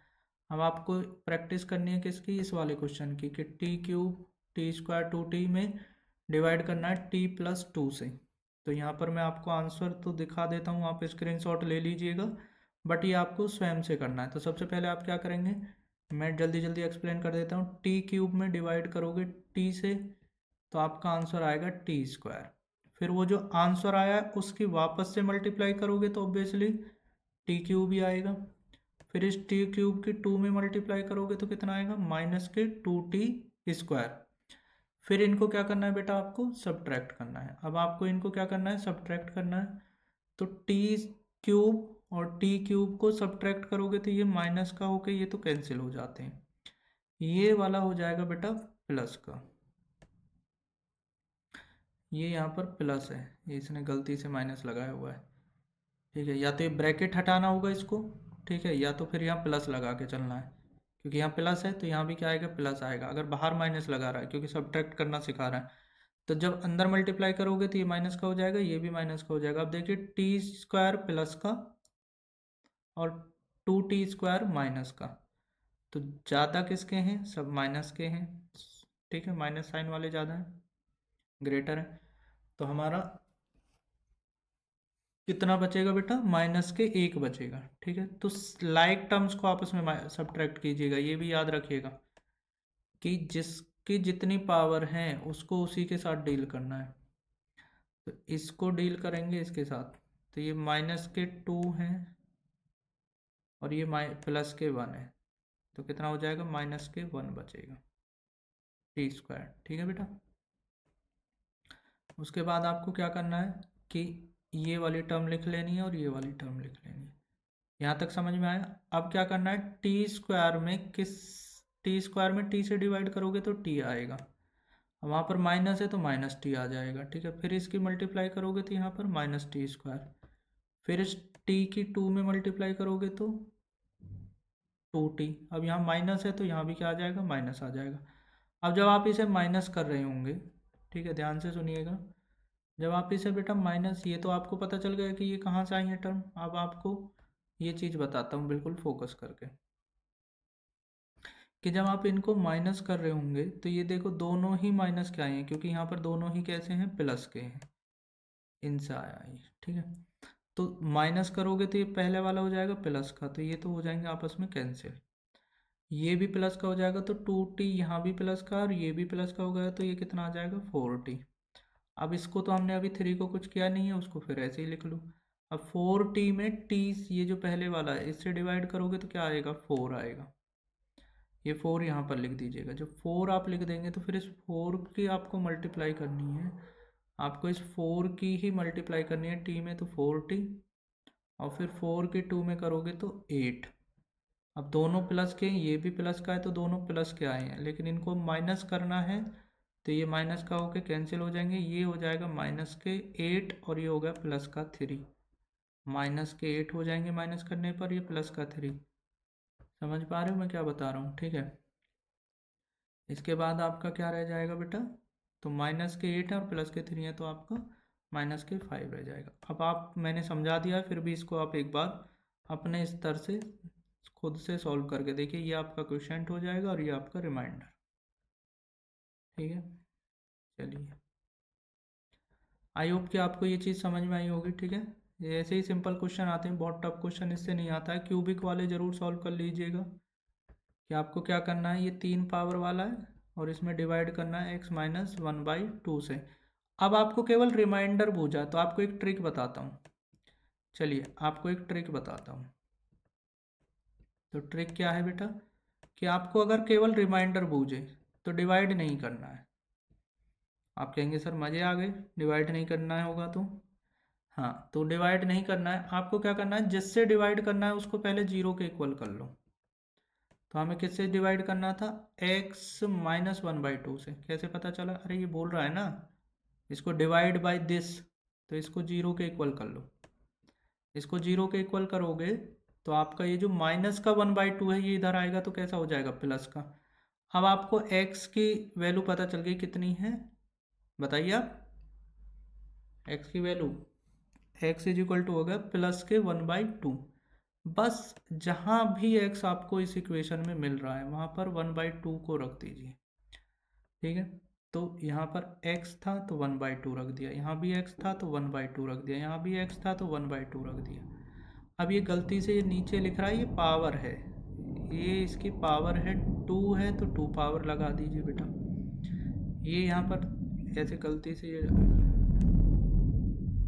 यहाँ पर ये 3 है तो 3 पावर लगा दीजिए। ठीक है,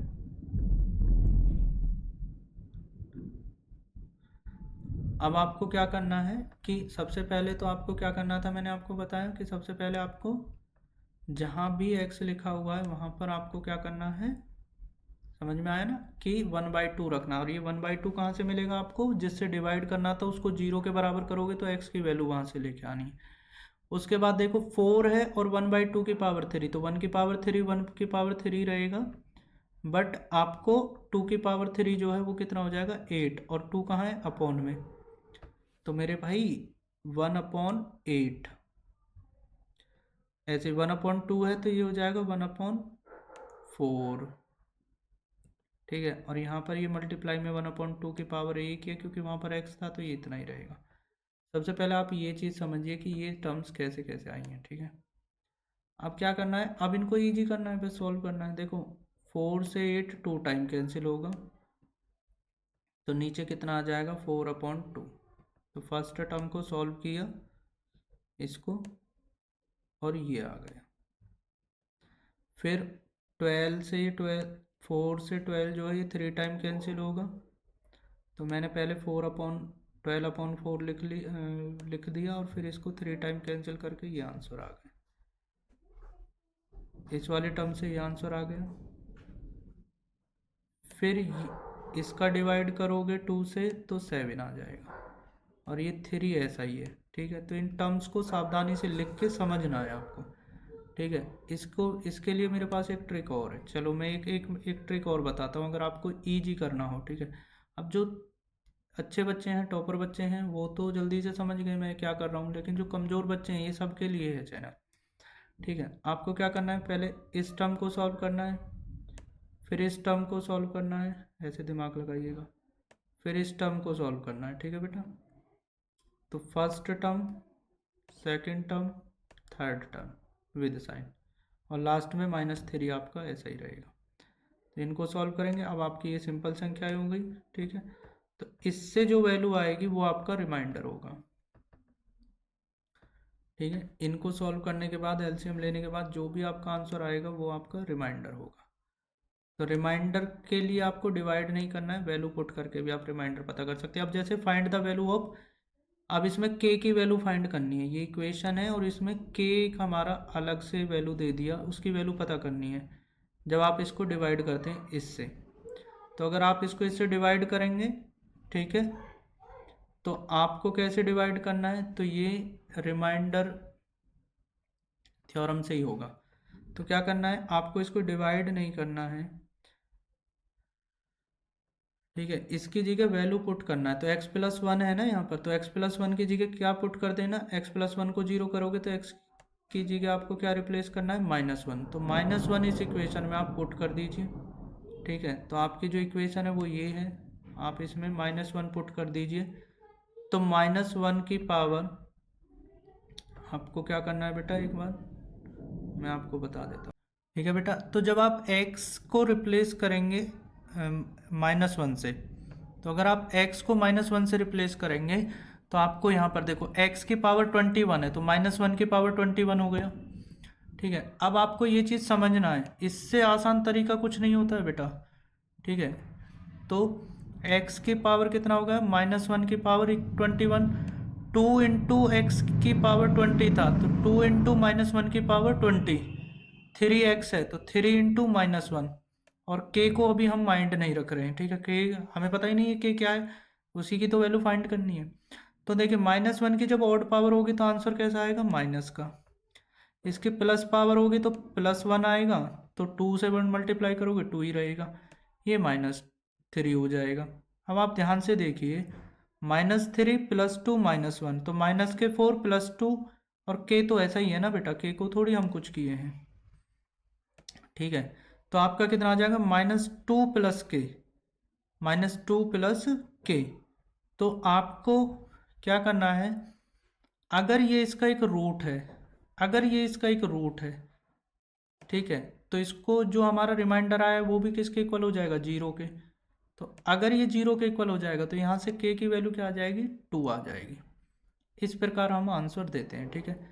अब जैसे ये बताना है कि क्या ये इसका एक फैक्टर है या नहीं है।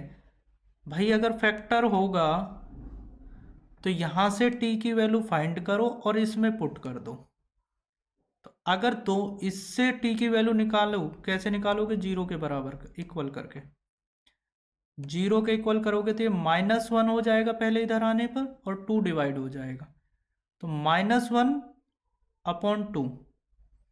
अगर आप इसमें रख देते हो, t को रिप्लेस कर देते हो, तो अगर ये भी 0 हो जाए, उसको 0 किया और ये भी 0 हो गया, तो ये इसका फैक्टर है, और अगर नहीं हुआ तो फैक्टर नहीं है, ठीक है। यहाँ पर देखो t = -1, फिर पुट कर दिया, पुट करने पे 0 हो गया, तो ये इसका एक फैक्टर है, ठीक है। अब आपका ये मेथड आपका कवर हो गया। वैल्यू पुट करने पर कैसे पता चलता है कौन किसका फैक्टर है, डिवाइड कैसे करते हैं, रिमाइंडर कैसे पता करते हैं बिना डिवाइड किए, ठीक है, ये सब चीज़ें हो गई। अब आता है आपका फैक्टर थ्योरम। तो फैक्टर थ्योरम यही था कि आपको dividend = divisor into quotient plus remainder की वैल्यू पता करनी थी, ठीक है। ये कुछ क्वेश्चंस हैं आपके प्रैक्टिस के लिए, आप इनको प्रैक्टिस कर सकते हैं कि बताइए ये इसका फैक्टर है। फैक्टर के लिए क्या करना है कि इसको 0 के इक्वल करना है और इसमें वैल्यू पुट करना है।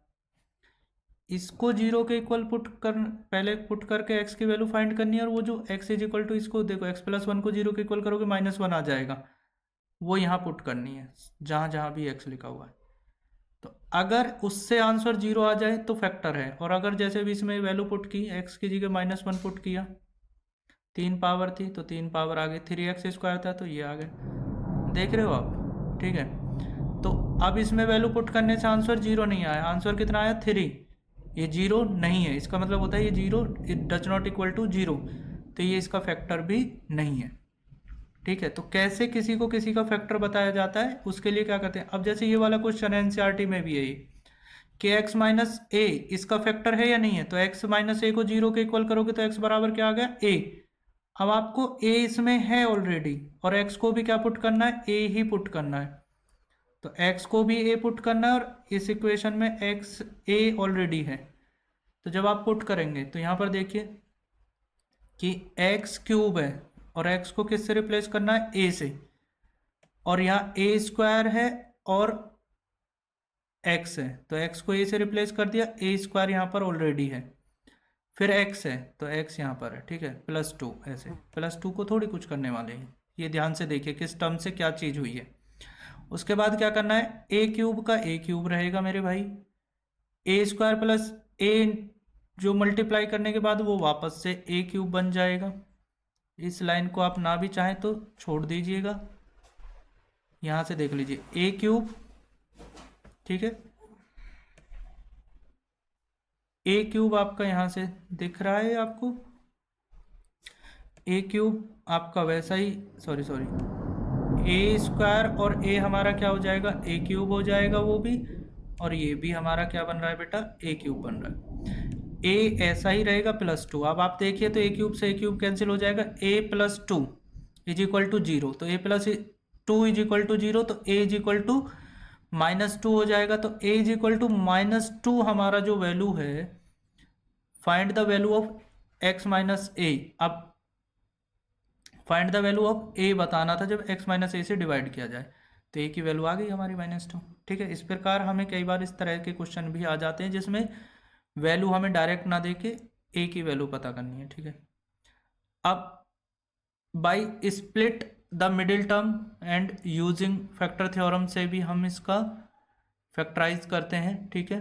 तो ये कैसे करते हैं, ये अभी आपके सिलेबस में नहीं है, ठीक है। आप चाहेंगे तो मैं इसको आपको करा दूंगा। अब जैसे आपको क्या करना है, ये 10th वाले सिलेबस में वैसे मैं कराऊंगा आपको, तो एक बार आप वहाँ से देख लीजिएगा, ठीक है। हमें मिडिल टर्म को सॉल्व करना होता है, वैसे है तो चलिए बता देता हूँ, कोई दिक्कत नहीं, ठीक है। 5 मिनट और लगेगा एक्स्ट्रा, समझिएगा कैसे करते हैं इनको। सबसे पहले वो चीज़ समझें, सबसे पहले इससे किसको सॉल्व करते हैं, क्वाड्रेटिक इक्वेशन को। तो क्वाड्रेटिक इक्वेशन को कैसे सॉल्व करते हैं, इसके लिए हम यूज करते हैं स्प्लिट द मिडिल टर्म। तो स्प्लिटिंग द मिडिल टर्म से कैसे करते हैं कि सबसे पहले क्वाड्रेटिक इक्वेशन होती है तो उसमें एक एक्स स्क्वायर वाली टर्म होगी और एक कांस्टेंट टर्म होगी। सबसे पहले इन दोनों की कर लीजिएगा आप मल्टीप्लाई। तो इनकी मल्टीप्लाई करके जो आपका आएगा उसको आपको क्या करना है बेटा, फैक्टर करने हैं। फैक्टर कैसे करोगे कि आपको ध्यान रखना है ये वाला चिन्ह क्या कह रहा है कि प्लस होके, यहाँ पर देखिए कि एक्स के आगे क्या लिखा हुआ है 7, तो ये चिन्ह देखना है कि प्लस लिखा है तो ऐड होकर, और अगर माइनस लिखा होता तो सब्ट्रैक्ट होकर कितना आना चाहिए, जो एक्स के आगे लिखा हुआ है, एक्स के आगे क्या लिखा हुआ है 7, तो इन दोनों के मल्टीप्लाई करोगे तो 6 आ गया। 6 के हमें ऐसे फैक्टर करने हैं, ठीक है बेटा, 6 के हमें फैक्टर करने हैं। अब 6 के क्या क्या फैक्टर होते हैं पहले सोचो। सर 1 × 6 होता है, 1 × 6 होता है, ठीक है। 2 और 3 होता है, 2 and 3 होता है, ठीक है। सर 6, 3 और 2 भी होता है, तो वो नहीं लिखना है क्योंकि आपने लिख लिया है ना, तो रिपीट नहीं करना है आपको, वो फिर से लिखना नहीं है, मतलब 3, 2 लिखने की आवश्यकता नहीं है अगर आपने 2, 3 लिख दिया है। अब आप क्या होगे सर ऐसे तो 6, 1 भी होता है, हाँ बेटा 6 and 1, तो इन सब से 6 आएगा। और ये जो 6 है ये कहाँ से आया है, मैंने आपको बताया एक कांस्टेंट टर्म और एक्स स्क्वायर के कोफिशिएंट की मल्टीप्लाई करके। सबसे पहले आप ये समझिए। अब इनमें से कौन सा लेना है, इनमें से मतलब एक उठाना है, चारों में से एक उठाना है, चारों नहीं मतलब 2 ही समझिए, 2 तो मैंने लिख दिया है, आपको ज़रूरत नहीं है रिपीटेशन मेरे फॉर्म में लिखने की। इन दोनों में से आपको एक लेना है, कौन सा लेना है वो बताएगा ये वाला कि प्लस करके 7 आए, क्या होना चाहिए बेटा, वो आपको इक्वेशन को ध्यान से देखना है। तो इक्वेशन में क्या देखना होता है आपको मैं बता दूं, यहाँ पर जो साइन लिखा हुआ है, ठीक है, यहाँ पर जो कांस्टेंट टर्म के आगे का जो साइन है इसको देखना है, और क्या आना है वो यहाँ से पता चलेगा कि x का कोफिशिएंट। तो प्लस होके 7 आए, तो प्लस होके 7 देखो इसी से आ सकता है, 2 और 3 प्लस होके तो 7 आएगा नहीं, तो जहाँ भी 7 लिखा है आपको उसे 6 + 1 से रिप्लेस करना है, और 6 + 1 क्या है, फैक्टर है जो इन दोनों के मल्टीप्लाई करके आया था, ठीक है। अब आपको ध्यान से देखिएगा, मैं कुछ चीज़ बताने जा रहा हूँ बहुत इंपॉर्टेंट है, अगर ये समझ लिए तो आपको क्वाड्रेटिक इक्वेशन करने में आसानी होगी। तो आपको क्या करना है कि हमारी क्वाड्रेटिक इक्वेशन थी ये, इसमें आपने क्या किया ध्यान से देखिएगा, इसमें आपने क्या किया कि 7 को आपको रिप्लेस करना है, और 7 को किससे रिप्लेस करना है, 6 + 1 से, बाकी आपको कुछ चेंज नहीं करना है, ठीक है। 2x² वैसा ही है, यहाँ पर देखो 2x² वैसा ही है, 3 वैसा ही है, एक्स इसकी मल्टीप्लाई में था तो यहाँ भी एक्स मल्टीप्लाई में है, बस 7 को रिप्लेस कर दिया हमने किससे, 6 + 1 से। सबसे पहले तो आप ये समझिए। अब आपको क्या करना है बेटा, अब ध्यान से देखिए, फिर मैं बता रहा हूँ क्या करना है, कि आपको क्या करना है, ध्यान से देखिए कि 2x² लिखा हुआ है उसको वैसे ही लिख दीजिए, यहाँ पर ये लिख दिया। 3 लिखा हुआ है +3 ऐसे ही लिख दीजिए। x की 1 में मल्टीप्लाई करोगे और x की 6 में मल्टीप्लाई करोगे। 1 में मल्टीप्लाई करोगे तो x, और 6 में मल्टीप्लाई करोगे तो 6x। ये समझ में आया कि नहीं? x की 1 में मल्टीप्लाई करी x, और x की 6 में मल्टीप्लाई करी 6x। अगर ये समझ में आ गया तो आपको नाम क्यों ऐसा रखा गया वो भी समझ में आ जाएगा।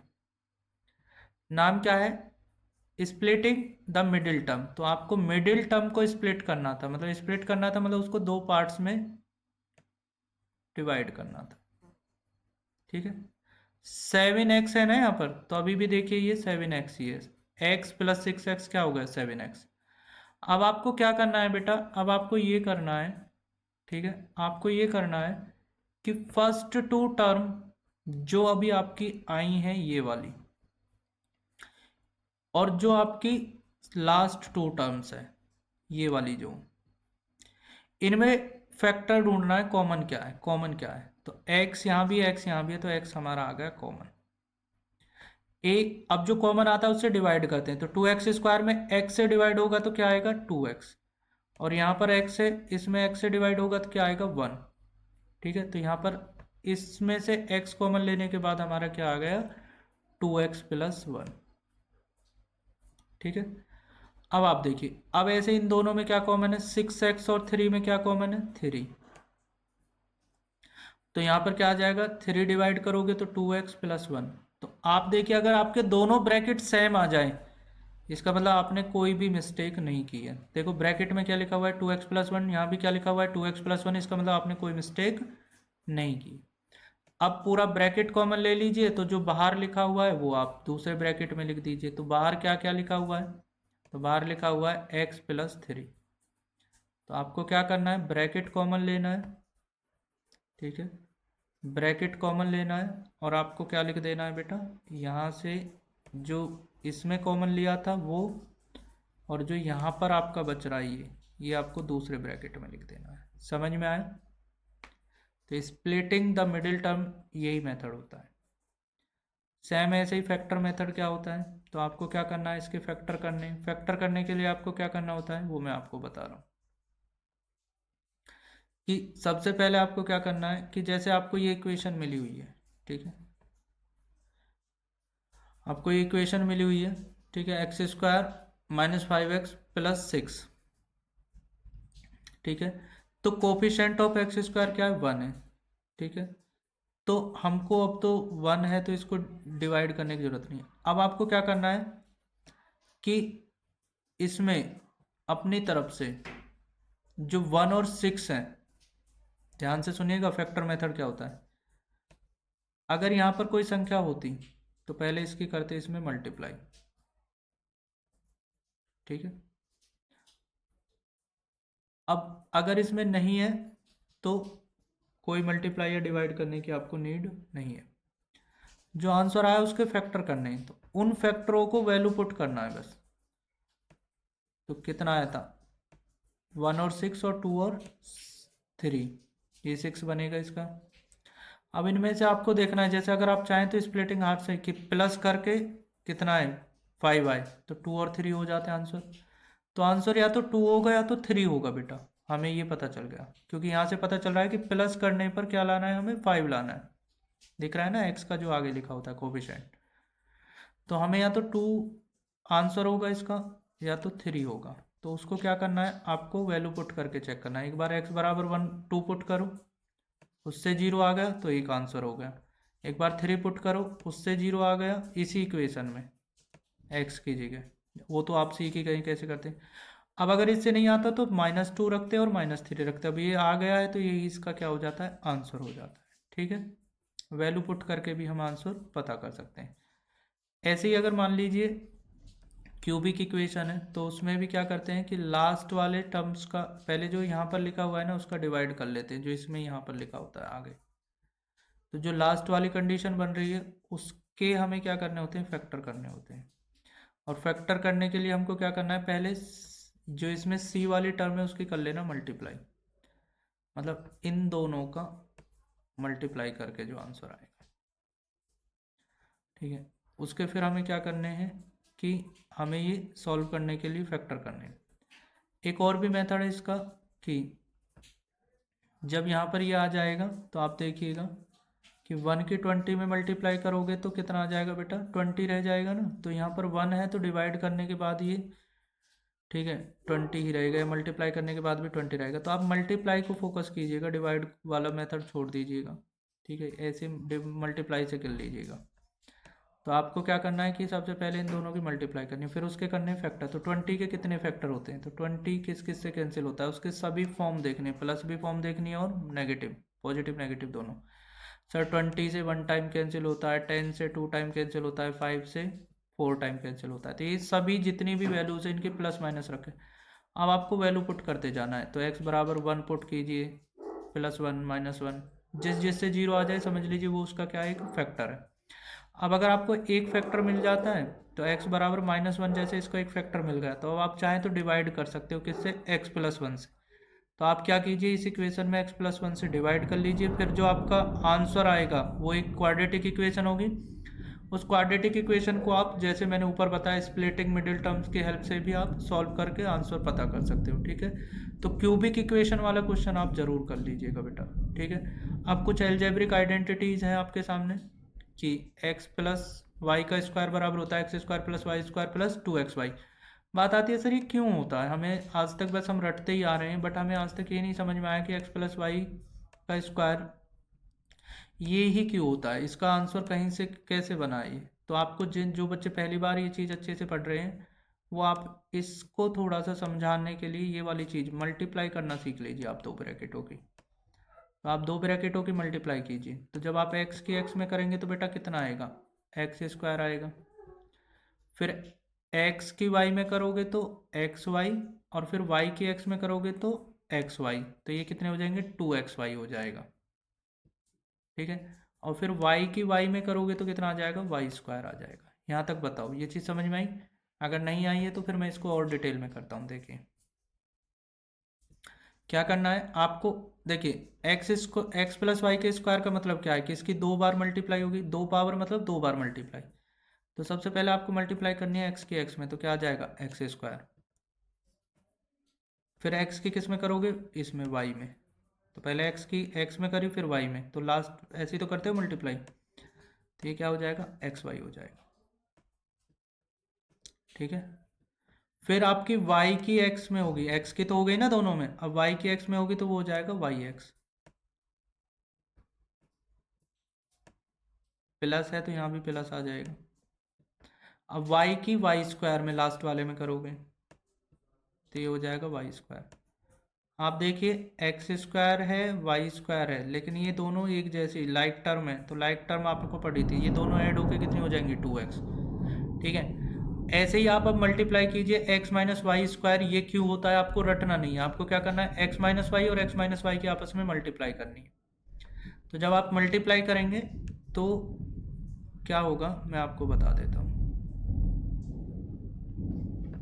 आपका मैं बता रहा हूँ कि जब आप x - y की मल्टीप्लाई x - y में करेंगे तो x की x में करेंगे x², x की -y में करोगे तो यहाँ पर आ जाएगा -y x। ठीक है, फिर y की x में करोगे तो ये भी हो जाएगा माइनस का, तो ये दो -yx हो जाएंगे, इसलिए यहाँ पर -2yx आता है। ठीक है, अब बात आती है कि sir x² - y² x + y और x - y क्यों होता है। तो आप इधर वाले दोनों ब्रैकेटों की इनकी मल्टीप्लाई करके देख लेना, आपको समझ में आ जाएगा क्या होगा। यहाँ पर एक प्लस का xy आएगा, एक माइनस का, वो आपस में कैंसिल हो जाएंगे फिर। ठीक है, तो यहाँ बचेगा x² - y²। फिर इन दोनों की मल्टीप्लाई करने पर ये आएगा, ये कैसे पता चलता है, तो मल्टीप्लाई कर लो, तो ये सारी आइडेंटिटी फिर रटने की आपकी आवश्यकता नहीं होगी। अब इसकी कैसे पता करें, तो इसको क्या करना, 2 बार लिख लेना x + y ये जेड है यहाँ पर, ठीक है बेटा। तो x plus y plus z, दो बार ब्रैकेट, एक बार एक्स की मल्टीप्लाई एक्स में वाई में जेड में, फिर वाई की मल्टीप्लाई एक्स में वाई में जेड में, फिर जेड की मल्टीप्लाई एक्स में वाई में और जेड में। उसके बाद देखिएगा ये आंसर आएगा। तो आइडेंटिटीज़ ये कहाँ से आती हैं, कैसे आती हैं, ये मैंने आपको समझा दिया है। पॉलिनॉमियल में इससे ज़्यादा चीज़ें आपको समझने की ज़रूरत नहीं है जितना भी मैंने यहाँ पर पढ़ाया है, ठीक है। अब ये कुछ आइडेंटिटीज हैं ऐसे क्यूब वाली, तो ये कैसे आती हैं, तो आपको क्या करना होता है, इनको अगर समझना है तो इसकी 3 बार मल्टीप्लाई कर लो, इसकी भी 3 बार मल्टीप्लाई कर लो, और आप बाद में देखना कॉमन लेने के बाद यही बनेगा। इधर वाले को समझने के लिए आपको क्या करना है, इनकी मल्टीप्लाई करनी है आपस में, तो जो बचता है वो यही बचता है, इसलिए इसकी क्या हो जाती है, आइडेंटिटी हो जाती है, ठीक है।